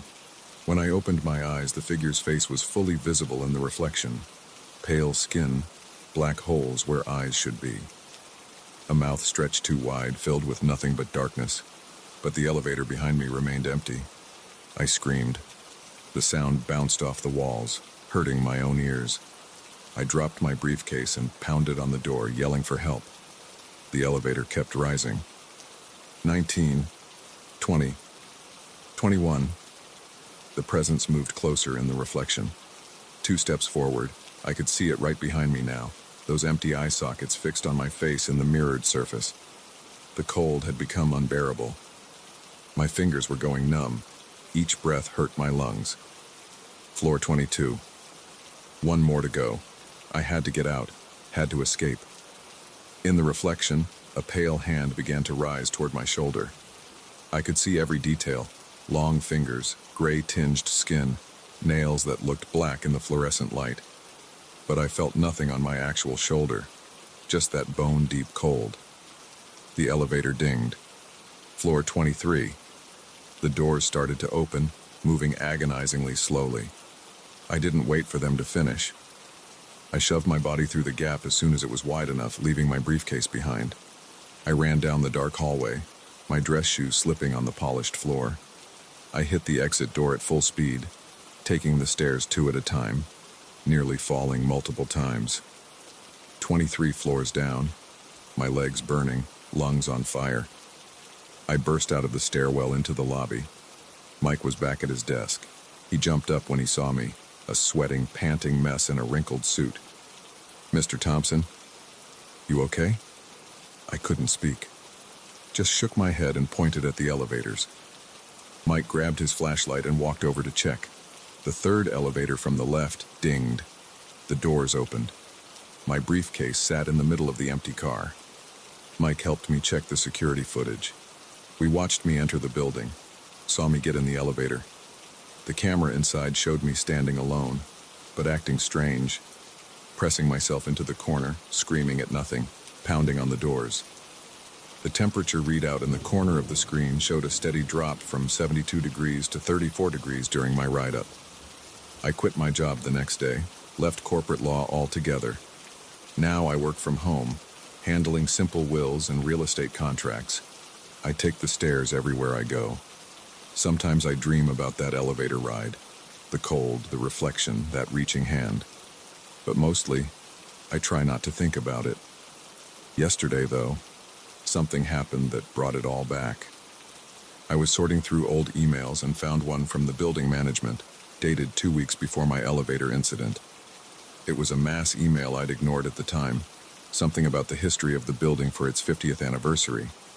There was a paragraph about a suicide in 1989. A partner at another law firm working late one night had jumped down the elevator shaft. They found him in his suit at the bottom of the 3rd shaft from the left. I close my laptop when it gets dark now.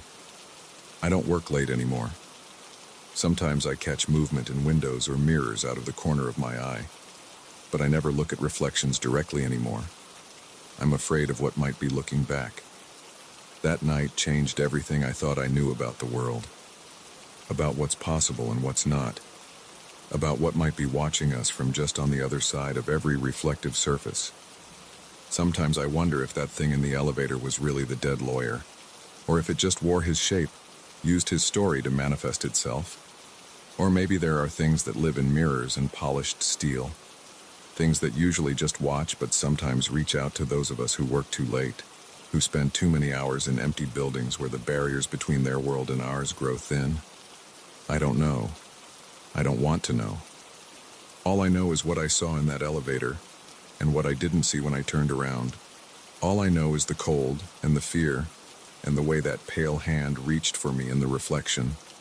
All I know is that I'm never setting foot in that building again, and I keep every mirror in my house covered after sunset. But sometimes late at night I swear I can feel that presence again, that prickle on the back of my neck, that drop in temperature, that certainty that something is standing right behind me. And every time I force myself to keep looking straight ahead. Because I know now, whatever you do, don't look at the reflection. Don't look at what's standing there beside you. Don't look at its face.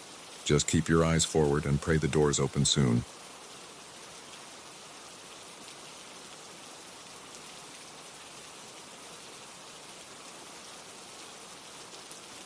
I need to tell you what happened to me last week on Rural Road 23. I've told the police, but they don't believe me. My wife thinks I should see a therapist. My kids won't ride in the car with me anymore. but I know what I saw. It was Thursday night, around 9:30 p.m. I was driving home from a late meeting at the construction site where I'm the foreman. We're building a new warehouse out past the Jenkins farm, and the project's behind schedule. The client had been breathing down my neck all day about deadlines. The road was empty. No streetlights out there, just my headlights cutting through the darkness. Fields on both sides, corn on the right, soybeans on the left. The harvest was done, leaving only brown stalks under the moon. My truck's dashboard clock showed 9:37 p.m. when I first noticed it. At first, I thought it was just another shadow from the clouds moving across the fields. We get that a lot out here. The moon plays tricks when clouds pass in front of it, but this shadow was different. It was bigger than any cloud shadow I'd ever seen, and it moved wrong. I slowed down from 55 to about 40, squinting through the windshield. The shadow was maybe 100 yards away, moving across the soybean field. It had to be at least 30 feet across, a dark blob sliding over the ground. My first thought was that it must be a herd of deer crossing the field together, their shadows merging into one big mass. But deer don't move like that. This thing flowed across the ground like spilled oil, and it was heading toward the road. I took my foot off the gas, letting the truck slow to 30. My hands were sweating on the steering wheel. The shadow reached the drainage ditch beside the road and didn't stop. It oozed up the embankment, moving faster now. "What the hell?" I said out loud. My voice sounded weird in the quiet cab. The shadow hit the asphalt right behind my truck. In my rearview mirror, I could see it spreading across both lanes, completely black. Not dark gray like a normal shadow. This was pure black, like someone had cut a hole in the world. I hit the gas. The truck's engine roared as I accelerated to 65, then 70. The shadow kept pace, staying right behind me. It made no sound. There was no wind, no rustling in the fields, nothing but my engine and my breathing. The next curve was coming up, about a quarter mile ahead. I grabbed my phone from the cup holder, trying to open the camera without taking my eyes off the road. The phone slipped from my sweaty fingers and fell between the seats. Shit. I reached down, groping for it. When I looked back up, the shadow had gotten closer. It was maybe 20 feet behind my back bumper now. I pushed the truck to 80, taking the curve faster than I should have. The tires squealed. I felt the back end start to slide, but I managed to keep it on the road. The shadow flowed around the curve like it was on rails, still gaining on me. My heart was pounding so hard I could feel it in my throat. Sweat ran down my back, soaking my shirt. I couldn't stop looking in the rearview mirror. The shadow was 10 feet behind me now. Close enough that I could see it wasn't just black. There were shapes moving inside it, like darker shadows within the shadow. They writhed and twisted, but I couldn't make out what they were. The turnoff for Old Mill Road was just ahead. I cranked the wheel hard, barely slowing down. The truck tilted up on two wheels for a second before slamming back down. The shadow followed, flowing across the pavement like water. Old Mill Road is even darker than rural Route 23. No houses, no farms, just woods on both sides. The trees made it impossible to see the moon. My headlights showed empty road ahead and thick forest pressing in from both sides. I checked the mirror again. The shadow was 5 feet behind me now. Close enough that I could feel something coming from it. Not heat or cold, but a kind of pressure in the air. My ears popped like they do when you drive up a mountain. The road straightened out ahead. I had the gas pedal pressed all the way to the floor, but the shadow kept getting closer. 4 feet, 3 feet, 2 feet. The shapes inside it were clearer now. They looked like hands reaching up through black water, grabbing at nothing. My headlights started to flicker. The dashboard lights dimmed, then brightened, then dimmed again. The radio came on by itself, blasting static. I hit the power button, but it wouldn't turn off. The static got louder, with something underneath it that sounded almost like voices. The shadow was right at my back bumper. I could see it starting to creep up the sides of the truck in my side mirrors. The voices in the static were clearer now. They weren't speaking English or any language I recognized. The sound made my teeth hurt. The truck's engine started to sputter. The speedometer needle dropped. 70, 60, 50. I pumped the gas pedal, but nothing happened. The engine coughed once, twice, then died completely. I coasted to a stop in the middle of the road. The headlights went out. The static on the radio cut off. Everything was silent. The shadow flowed around both sides of the truck, meeting in front of the hood. It covered the entire road now, a pool of absolute darkness. I couldn't see the pavement through it. The shapes inside it were moving faster, more violently. The hands reached up toward the truck's grill. I sat there with my hands locked on the steering wheel, unable to move. My breath came in short gasps that seemed impossibly loud in the silence. Sweat dripped into my eyes, but I couldn't blink. The shadow started to climb up the hood. I grabbed the door handle and threw myself out of the truck. I hit the ground hard, skinning my palms on the asphalt. The shadow was flowing up the windshield now, covering the whole front of the truck. I scrambled to my feet and ran. I didn't know which direction I was going. I couldn't see anything except the darkness behind me. My feet pounded on the pavement as I sprinted blindly into the night. Something grabbed my ankle. I fell forward, catching myself with my already scraped hands. Cold pressure wrapped around my leg, pulling me backward. I kicked out with my other foot but hit nothing solid. The pressure kept pulling. I rolled onto my back. The shadow had caught up to me, a wall of darkness rising up from the road. The hands inside it were reaching for me. Dozens of them, hundreds, made of deeper shadow. They grabbed at my legs, my arms, my clothes. I screamed. The sound echoed off the trees and came back distorted, like it was being played backward. The hands pulled harder. I could feel myself sliding across the pavement toward the massive shadow. My right hand hit something metal, a guardrail. I grabbed it with both hands, holding on as tight as I could. The shadow pulled harder. My shoulders felt like they were going to pop out of their sockets. Then I heard it. A deep thrumming sound getting closer. Headlights appeared around the curve behind me, bright against the darkness. A truck's horn blared. The shadow released me so suddenly I slammed back against the guardrail. The hands withdrew into the mass of darkness. The whole thing flowed backward, away from the approaching headlights. The other truck got closer, its high beams cutting through the night. The shadow retreated faster, pulling back across the road. It reached the trees on the far side and seemed to compress itself, getting smaller and denser. The truck was almost to me now. I could see it was an 18-wheeler, its chrome grille gleaming. The shadow contracted into a tight ball of darkness, then shot straight up into the air like a rocket. It disappeared into the trees, leaving nothing but normal night behind. The truck slowed as it approached. I was still sitting on the ground, holding the guardrail with shaking hands. The driver pulled onto the shoulder and stopped. His door opened and work boots hit the pavement. "You okay there, buddy?" A flashlight beam hit me in the face. I squinted against the light. "Your truck broke down or something?" I looked back at my truck. It was sitting in the middle of the road, exactly where I'd left it. No sign of the shadow anywhere. Yeah, something like that. My voice was hoarse from screaming. The truck driver, a big guy with a gray beard and a John Deere cap, helped me up. My legs felt like rubber bands. "Let's take a look at it," he said, walking toward my truck. "I'm pretty good with engines." He tried the key. The truck started right up like nothing had happened. All the lights worked. The radio played normal country music when he turned it on. "Huh," he said. "Seems fine to me. Maybe just a temporary glitch in the electrical system." I nodded, not trusting myself to speak. He offered to follow me home to make sure I didn't have any more trouble. I accepted. We drove the rest of the way with his truck right behind mine, his headlights steady in my mirrors. When I got home, I thanked him and watched his taillights disappear down the road.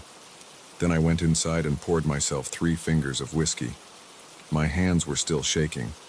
I told my wife what happened. She listened quietly, then suggested I was working too hard, maybe having stress-induced hallucinations.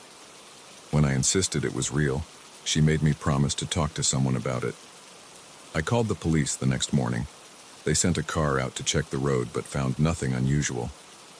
No marks on the pavement, no damage to the guardrail where I'd grabbed it, nothing in the woods. They wrote it off as fatigue or an overactive imagination. But I know what I saw. I drive a different route home now, even though it takes an extra 45 minutes. I installed extra lights on my truck, high-powered LED bars on the roof and sides. I keep my phone in a holder where I can reach it easily, and I watch the shadows in my rearview mirror. All of them, even the normal ones. I've started noticing things I didn't before, like how the shadows under trees sometimes seem deeper than they should be, how they sometimes move when there's no wind, how they sometimes have shapes in them that almost look like hands. I haven't seen the big shadow again. Not yet. But I know it's out there somewhere, waiting, moving across empty fields in the dark, following other cars down lonely roads. So if you're driving at night and you see something dark moving in your mirror, something that flows like water but isn't water, something with shapes inside it that reach and grab, don't slow down, don't stop. And whatever you do, don't let your lights go out, because the shadow remembers. And next time, there might not be another truck coming to save you. I still drive that route sometimes, during the day. The road looks normal in sunlight. But when I pass the spot where it happened, my hands get sweaty on the steering wheel. My heart beats faster, and I watch the shadows under the trees, looking for movement, for shapes, for hands reaching up through the darkness. They're still there. I can feel them watching, waiting for night to fall, waiting for someone else to drive down that dark road alone. I've thought about moving away, finding a new job somewhere else, but I know it wouldn't matter. The shadow isn't tied to that road or those woods or that stretch of rural highway. It can go anywhere, it can follow anyone. All we can do is keep our lights on, keep moving, and hope that when it finds us again, there will be someone else coming around the curve, headlights blazing, horn blaring, to drive it back into the darkness where it came from. But sometimes late at night when I can't sleep, I wonder about that truck driver who saved me. I never got his name. Never saw him again. And I wonder, was he real? Or was he something else? Something that decided, for whatever reason, that it wasn't my time to be taken? I don't know. I'll probably never know. All I know is what I saw that night on Rural Road 23. All I know is what followed me through the darkness. And all I know is that somewhere out there, in the shadows between streetlights and stars, it's still moving, still flowing, still reaching with those dark hands, still waiting. For you, for me, for anyone who drives alone at night thinking they're safe inside their car protected by steel and glass and electricity, thinking the darkness can't touch them, but it can, it will. And when it does, all you can do is run. Run toward the light. Run toward other people. Run toward anything that might drive it back. Because the shadow is patient. The shadow is persistent. And the shadow remembers. I know this because I survived. But sometimes, in my darkest moments, I wonder if that's what it wanted all along. For me to survive. For me to tell this story. For me to warn others about what's out there in the darkness. Or maybe it's simpler than that. Maybe I just got lucky. Maybe the truck driver was just a truck driver and the shadow was just whatever it was. Maybe I'll never see it again. But I don't believe that. Not really. Because every night when I look out my window at the shadows under the streetlight, I see them move. Just a little. Just enough to remind me. It's still out there. And it's not alone. So keep your lights on. Watch your mirrors. And if you see something dark moving across an empty field some night, something big and flowing and wrong, don't slow down. Don't stop. Just drive. Drive as fast as you can. Drive toward the light. Drive toward other people. Drive like your life depends on it. Because it does.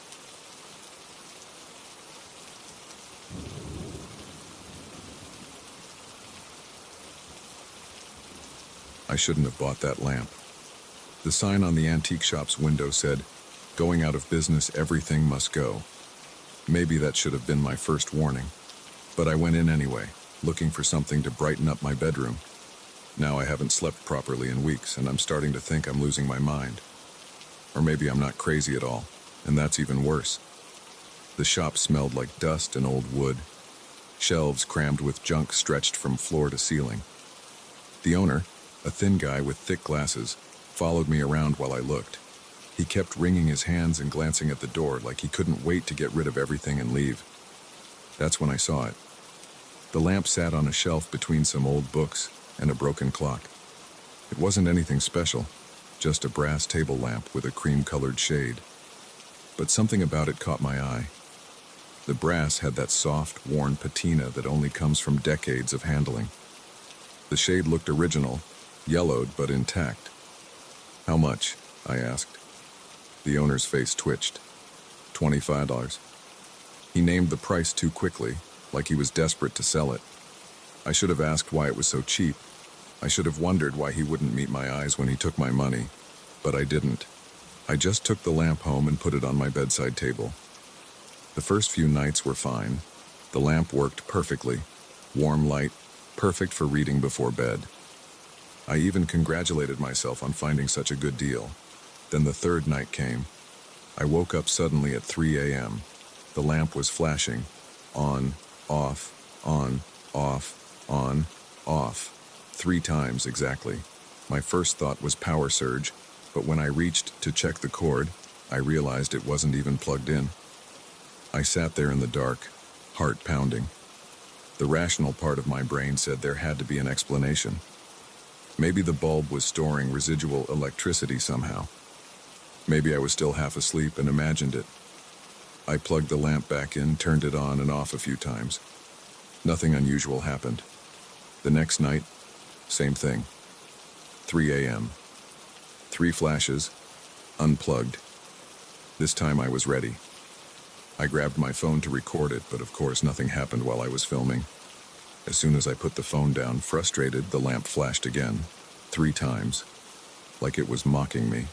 I started sleeping badly. Every night I'd lie awake waiting for 3 a.m. Sometimes I'd doze off and snap awake just in time to see the flashes. Sometimes I'd stay up and watch the minutes tick by on my phone. The lamp never failed to perform its little show. A week in, things got worse. I was half asleep when the familiar flashes started. But this time, when the light went dark after the third flash, I saw something in the corner of my room. A shadow, darker than the darkness around it. A human shape, but wrong somehow. Too tall, too thin, its proportions slightly off. I hit the lamp switch so fast I almost knocked it over. Light flooded the room. The corner was empty. Just my laundry hamper and some clothes I'd thrown over it. My hands were shaking so bad I could barely grip the switch. I kept the lamp on for the rest of the night. When morning came, I took it apart. Checked every inch of wiring, the socket, the switch. Nothing unusual. I even took it to an electrician. He said it was an ordinary lamp, probably from the 1950s. Nothing special about it at all. That night, I put the lamp in the living room. At 3 a.m., I woke up to my bedroom overhead light flashing. 3 times, and there was the figure again, this time by my closet. Taller than before, its head almost touching the ceiling. I couldn't see any features, just that wrong silhouette against the darkness. I slapped the light switch by my bed. Empty room. But I swear I heard something move just before the light came on. A soft sliding sound like bare feet on carpet. The next day I took the lamp back to the antique shop. The windows were dark, paper signs covering the glass. A smaller sign on the door, closed permanently. No returns. I wasn't surprised. I thought about throwing the lamp away. But something stopped me. What if someone else found it? What if whatever was happening just followed me anyway?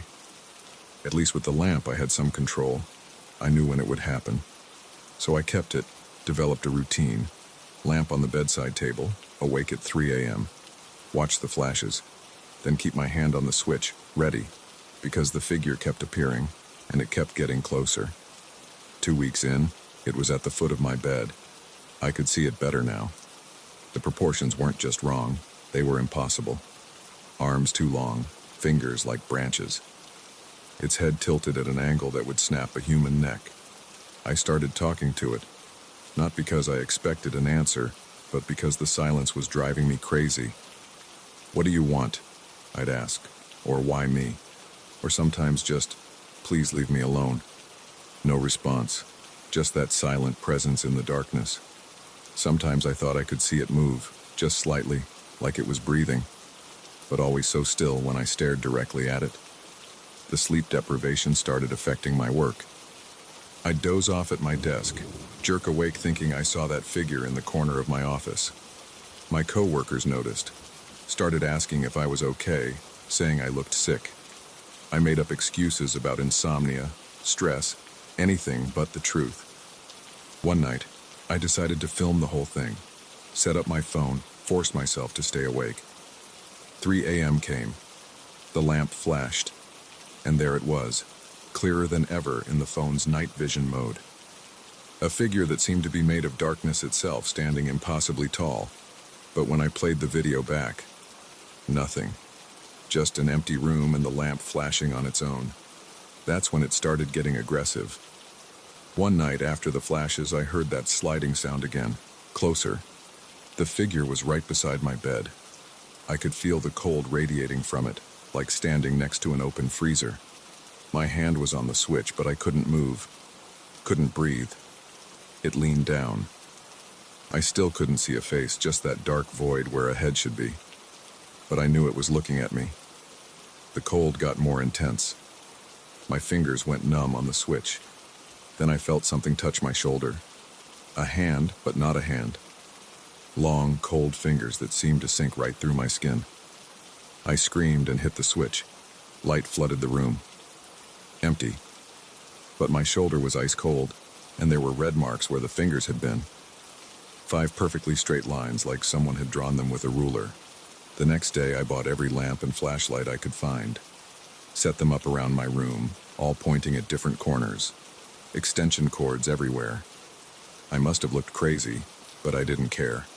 That night at 3 a.m., every single light in my room flashed 3 times. Even the ones that weren't plugged in, even my phone's flashlight. When the darkness came back, the figure was there. But now there were more of them, one in every corner, all impossibly tall, all wrong in their own unique ways. All facing me. I sat paralyzed, hand frozen on the switch. The cold was overwhelming. I could see my breath in the air. The figures began to move, sliding across the floor without walking, closing in. The one from the lamp reached me first. Its hand stretched out, longer and longer, fingers unfurling like petals. I felt that cold touch on my face this time. Something in me snapped. I grabbed the lamp and threw it as hard as I could. It shattered against the wall in a shower of brass and glass. The bulb exploded with a pop. Instantly, every figure vanished. The cold disappeared. My room was just my room again, now with a broken lamp on the floor. I spent the rest of the night cleaning up the pieces. Cut my fingers a few times on the glass, but I didn't care. I had to get rid of every single piece. Wrapped it all in newspaper, drove to different dumpsters around town to dispose of it. Probably overkill, but I wasn't taking any chances. That was 3 days ago. No more flashing lights, no more figures. But I still wake up at 3 a.m. every night, drenched in sweat. And sometimes, just as I'm falling asleep, I swear I can feel cold fingers on my shoulder. Last night, I drove past the antique shop. The windows were clean, the signs gone. A new store was moving in. As I waited at the red light, I saw something in the window that made my blood freeze. A brass table lamp with a cream-colored shade, sitting right in the front display. The light turned green, and I drove away as fast as I could. But I knew what I had to do. Tomorrow I'm going back to that shop. I have to buy that lamp.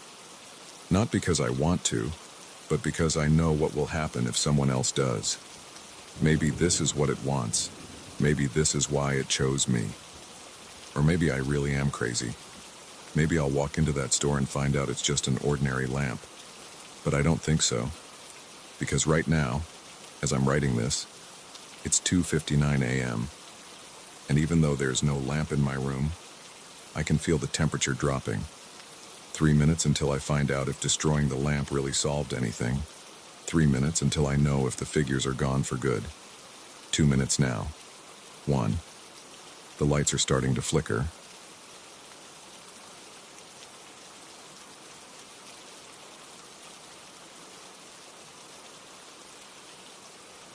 I never should have bought that mirror. That's what I keep telling myself as I sit here in my car, parked outside my house, too scared to go back inside. My hands are shaking so bad I can barely type this on my phone. I need to get this down while it's fresh, while I can still remember every detail of what happened. Maybe someone will read this and understand. Or maybe they'll just think I'm crazy. I don't care anymore. I just need to tell someone. It started 3 days ago. I was walking past Randy's pawn shop on 4th Street, the one next to the closed-down laundromat. I wasn't planning to go in. I was just killing time before meeting my brother for lunch. But something in the window caught my eye. This huge antique mirror with an ornate wooden frame. Dark wood, carved with these intricate geometric patterns. The price tag said $85, which seemed way too cheap for something that size and quality. I went inside. The shop smelled like old cigarettes and furniture polish. Randy was behind the counter watching some game show on a tiny TV. He barely looked up when I asked about the mirror. Guy brought it in last week, he said, still staring at the TV. Said he was cleaning out his grandma's house after she died, needed quick cash. I should have asked more questions. Should have wondered why someone would let go of such a beautiful piece for so little. But I didn't. I just handed over my credit card and arranged to pick it up later with my truck. Getting it home was a pain in the ass. The thing was heavier than it looked, and I live alone in a 2-story house. I managed to drag it upstairs to my bedroom, scraping my knuckles raw in the process. Spent 20 minutes trying different spots on the wall before I found the perfect place, opposite my bed, where the morning light would hit it. That first night, everything seemed normal. I got ready for bed like usual, brushed my teeth, changed into sweats and a t-shirt, set my alarm. I remember glancing at the mirror as I walked past, thinking how good it looked there, how it made the room feel bigger, more complete. I woke up around 3 a.m. needing to use the bathroom. I was groggy, barely awake. On my way back to bed, I caught my reflection in the mirror. In my half-asleep state, something seemed off, but I couldn't place what. Like when you walk into a room and know someone's moved something, but you can't tell what's different. I stepped closer to the mirror, rubbing my eyes. That's when I noticed it. The reflection showed my nightstand with a glass of water on it. But I hadn't brought any water upstairs. I turned to look at the actual nightstand, empty. When I looked back at the mirror, the glass was still there in the reflection. My heart started beating faster. I told myself I was just tired, seeing things. I got back in bed, pulled the covers up to my chin, and kept my eyes fixed on the ceiling until I fell asleep. The next morning, I convinced myself it had been a dream. The mirror looked completely normal in the daylight. I got dressed for work, checking my reflection like I always do. Everything matched exactly. Me adjusting my tie, smoothing down my hair, grabbing my keys from the dresser. But that night, it happened again. I was getting ready for bed, going through my normal routine. I glanced in the mirror while putting on my watch and froze. There was someone standing behind me in the reflection. A woman, maybe in her 60s, wearing a dark blue dress. She was just standing there a few feet behind my right shoulder, staring at me with this blank expression. I spun around so fast I almost fell over. The bedroom was empty. When I looked back at the mirror, she was gone. My hands were shaking. Sweat was running down my back. I walked over and touched the mirror's surface. It felt cool and solid, completely normal. I checked behind it, half expecting to find something. Speakers, a hidden screen, I don't know what. But it was just a mirror, mounted on my wall. I didn't sleep much that night. Every time I started to drift off, I'd jerk awake, convinced I could feel someone watching me. I kept my back to the mirror. Around dawn, I finally fell into an uneasy sleep. The next day at work, I couldn't focus. I kept thinking about what I'd seen. I told myself there had to be a logical explanation. Maybe the mirror was positioned at an odd angle, catching reflections from outside. Maybe the old wood was warping, distorting the image. Maybe I was just stressed, working too hard, seeing things that weren't there. I almost convinced myself. Then I came home. The differences were subtle at first. In the mirror, my bedspread was slightly rumpled while the real bed was perfectly made. A book appeared on my dresser in the reflection, but wasn't there in reality. Small things. Things I could almost convince myself I was imagining. Then I saw her again. The same woman, but closer this time. She was standing right behind me, so close I should have felt her breath on my neck. In the reflection, she slowly raised her hand, reaching for my shoulder. I could see every detail. Her age-spotted skin, the thin gold wedding band on her finger, the chipped red polish on her nails. I jerked away from the mirror, heart pounding. The room was empty. Of course it was empty. I ran downstairs and poured myself a drink, then another. When I finally got up the nerve to go back upstairs, I covered the mirror with a sheet. I slept on the couch that night, TV on for background noise. But I couldn't stop thinking about what was happening upstairs. Was she still there, behind that sheet? Was she waiting for me? This morning I made myself go back up. I approached the mirror slowly and pulled off the sheet. Everything looked normal at first. Just my reflection, pale and tired, dark circles under my eyes. Then I noticed something in the reflected room behind me was different. The door was closed in the reflection, but open in reality. As I watched, it slowly began to open wider in the mirror. I saw a hand grip the edge of the door. Long fingers, red nail polish. I couldn't move, couldn't breathe. The door swung open fully and there she was, but this time she wasn't alone. Behind her, I could see more figures emerging from the darkness of the hallway. Shadowy shapes, dozens of them, all moving toward me with slow, deliberate steps. In the real room, the door didn't move. The hallway remained empty. But in the mirror, they kept coming. I could see their faces now. Men, women, children, all with the same blank expression, all reaching out with grasping hands. I ran, grabbed my keys and phone and got out of there. That's where I am now, sitting in my car, trying to make sense of what's happening. My hands have finally stopped shaking enough to type. I keep thinking about what Randy said about the mirror coming from a dead woman's house. I want to go back to the pawn shop, demand answers. But it's Sunday. The shop is closed. I don't know what to do. I can't go back in that house. Not with that thing hanging on my wall. But I can't leave it there either. What if someone else finds it? What if a real estate agent brings potential buyers through the house and they see what I saw? What if a child? My phone battery is getting low. The sun is starting to set. I've been sitting here for hours watching my house, trying to work up the courage to go back inside. I need to deal with this. Need to get that mirror out of there somehow. I have a sledgehammer in the garage. Maybe if I break it. But what if that makes things worse? What if breaking the mirror releases whatever is trapped inside? What if it lets them cross over completely? Someone's walking their dog past my car. They're giving me strange looks. I must look crazy sitting here all day staring at my own house. The streetlights are coming on. Soon it will be dark. I can see my bedroom window from here. Is it my imagination? Or did something just move behind the curtains? I'm going back in. I have to. I can't sit here forever. I'm going to grab the sledgehammer from the garage, run upstairs, and smash that thing before whatever's in there can reach me. If you're reading this and I don't update later, well, at least you'll know what happened. Wait, something's wrong. The bedroom light just turned on. I can see it through the window, but I'm sitting here in my car. I have the only key. The curtain is moving. Someone is standing at my bedroom window. She's wearing a dark blue dress.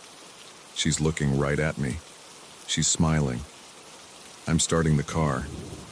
I don't know where I'm going, but I can't stay here. Can't look away from that window. From her face. From that smile. She's waving now. I need to go. If you're reading this, stay away from Randy's pawn shop. Stay away from old mirrors. Stay away from my house. And whatever you do, don't look too closely at your own reflection. You never know who might be looking back. Message sent from iPhone 11:47 p.m. Location services disabled. Battery level 2%. Last seen 3 days ago.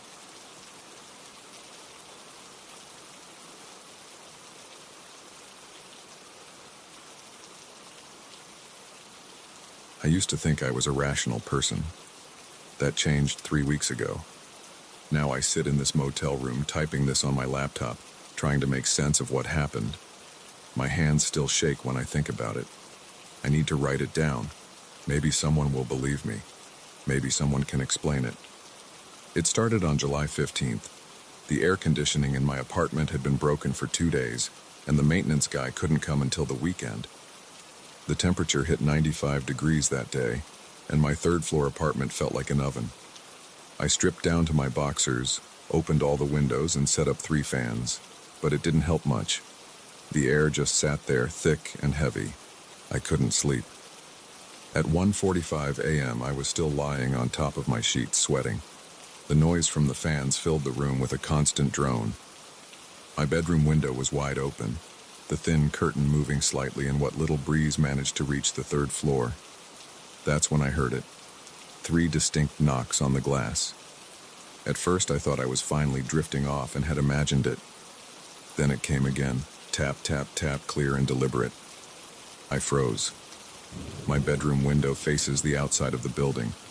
There's no fire escape, no ledge, nothing. Just a straight drop to the concrete below. It's physically impossible for someone to be out there.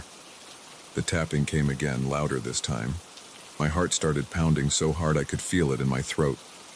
Sweat ran down my back, but now it wasn't from the heat. I lay there perfectly still, staring at the ceiling, telling myself I was hearing things. The fan must be making the curtain hit the glass. That had to be it. Then I heard a sound like fingernails dragging across the window pane. I sat up in bed. The curtain was still moving slightly in the breeze. Behind it I could see a dark shape. This isn't real, I whispered to myself. This can't be real. The shape moved. Through the thin fabric of the curtain, I could make out the outline of a face pressed against the glass. My body went cold. I couldn't move, couldn't breathe. The face stayed there, motionless, a dark oval against the lighter background of the night sky. With trembling hands, I reached for my phone on the nightstand. I knocked it onto the floor. When I leaned down to grab it, I heard a sound like lips pressing against glass, followed by a quiet laugh. I snatched up the phone and scrambled backward until my back hit the wall. My fingers were shaking so badly I could barely dial 911. 911, what's your emergency? There's someone at my window, I said, my voice barely a whisper. 3rd floor. It's impossible, but there's someone there. What's your address, sir? I gave it to them, still staring at the curtain. The face hadn't moved. Units are on their way. Are you in a safe location? I'm in my bedroom. I can see them through the curtain. They're just standing there, watching. Can you get to another room without passing the window? Yes. Yes, I think so. Please do that now, sir. Stay on the line with me. I slid off the bed on the far side from the window. My legs felt weak. As I moved toward the door, the tapping started again. Tap, tap, tap. I ran. In the living room, I closed and locked the door behind me. I could hear my neighbors upstairs moving around. The building's old and sound carries. Normal, everyday sounds. While outside my window, something impossible was happening. Sir, are you in a different room now? Yes, I'm in the living room. Officers are 2 minutes out. Can you see or hear anything from where you are? I listened. Nothing but the sound of my own breathing and the upstairs neighbors. No, I closed the bedroom door. Stay where you are. Officers will be there very soon. They arrived 3 minutes later. I buzzed them in with shaking hands and waited by my apartment door. When they knocked, I nearly jumped out of my skin. 2 officers entered, their hands on their weapons. I pointed them toward the bedroom. They went in with flashlights drawn. I stayed in the living room, heart pounding. After 5 minutes, they came back out. There's no one there, sir. the taller officer said. We checked the window, the walls below it, the ground.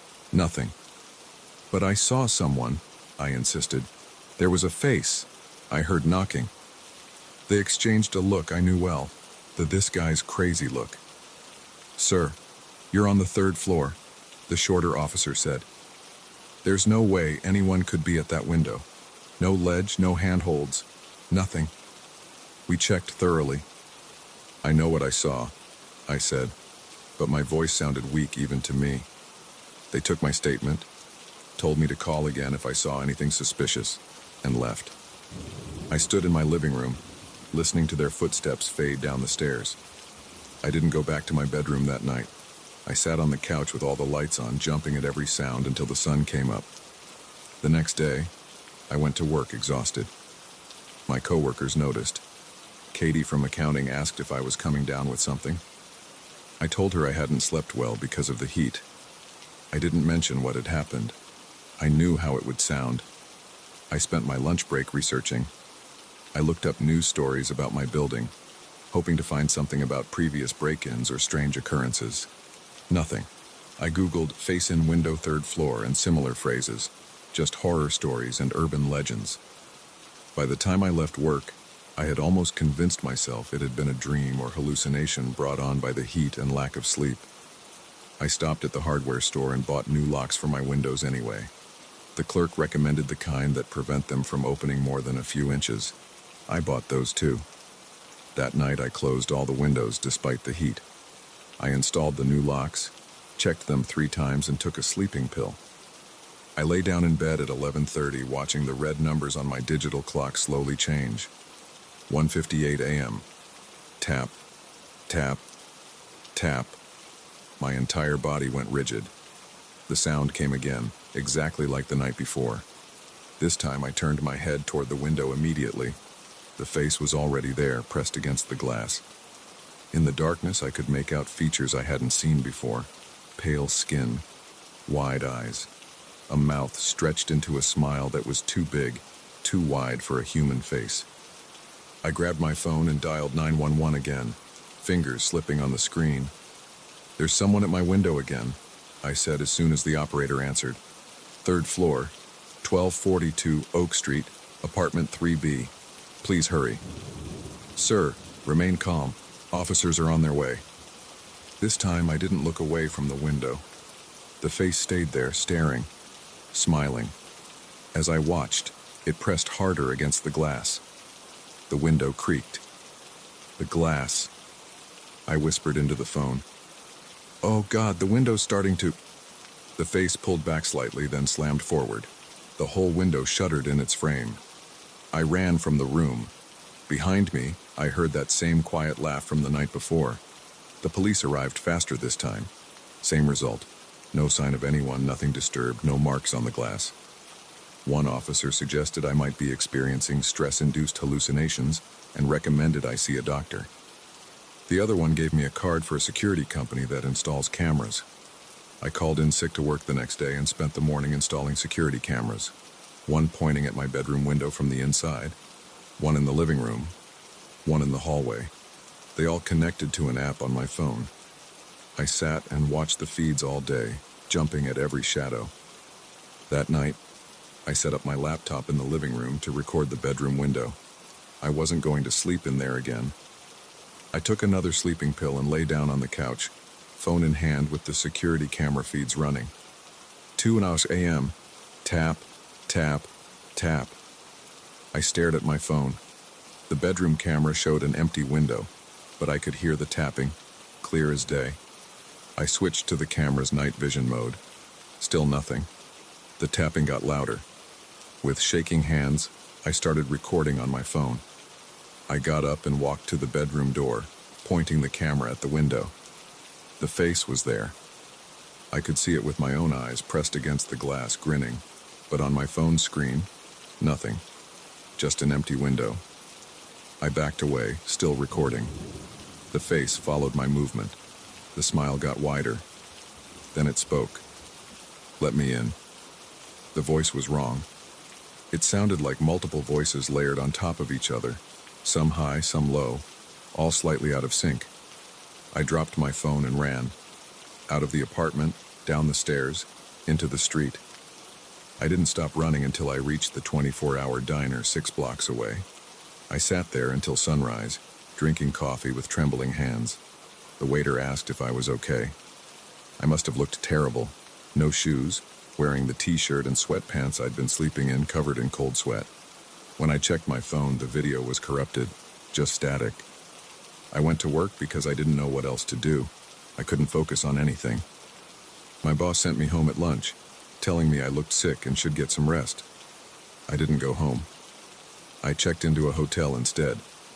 Called a locksmith and had all my locks changed. Called the security company and upgraded to their premium package with 24/7 monitoring. That night, in my hotel room on the first floor, I finally slept. No tapping, no face, just blessed silence. The next day, I went back to my apartment. Everything looked normal. The security company had installed their sensors and cameras. The new locks were solid. I felt safer. That night, I slept on the couch again. At 2 a.m., my phone buzzed with a security alert. Motion detected at bedroom window. I pulled up the camera feed. Nothing there. Tap, tap, tap. I didn't look, didn't move, just sat there, frozen, listening. "Let me in," the voices said. "You can't keep me out forever." The tapping continued until sunrise. This has been my life for the past 3 weeks. Every night at 2 a.m. it comes. Sometimes I stay at hotels, sometimes at friends' houses, making excuses about my air conditioning or renovations. But I can't do that forever. Last night I stayed at home, set up cameras from 3 different companies, set up my phone to record, set up my laptop, turned on every light in the apartment. 2 a.m. Tap, tap, tap. This time I walked straight to the window. The face was there, grinning its impossible grin. "What do you want?" I asked. The smile got wider, wider than any human mouth could go. The teeth were wrong, too many, too sharp. "To come in," it said in its many voices. "You'll let me in eventually. Everyone does." "What happens then?" It pressed closer to the glass. Its eyes were solid black. "You'll see. I'm in another hotel now, different city, doesn't matter. I know it will find me tonight. At 2 a.m. there will be a tapping at my window. I've started searching missing persons databases, looking for other stories like mine. I've found some. Always third-floor apartments, always in summer, always at 2 a.m. None of the stories have endings. It's 1:55 a.m. now. I can feel it getting closer. The air is getting heavier, like it did that first night. My phone camera is running, even though I know it won't show anything. I've pushed the dresser in front of the window. Put chairs on top of it, it won't matter. 1:58 a.m. The air conditioning just stopped. 1:59 a.m. I can see my breath. 2 a.m. Tap, tap.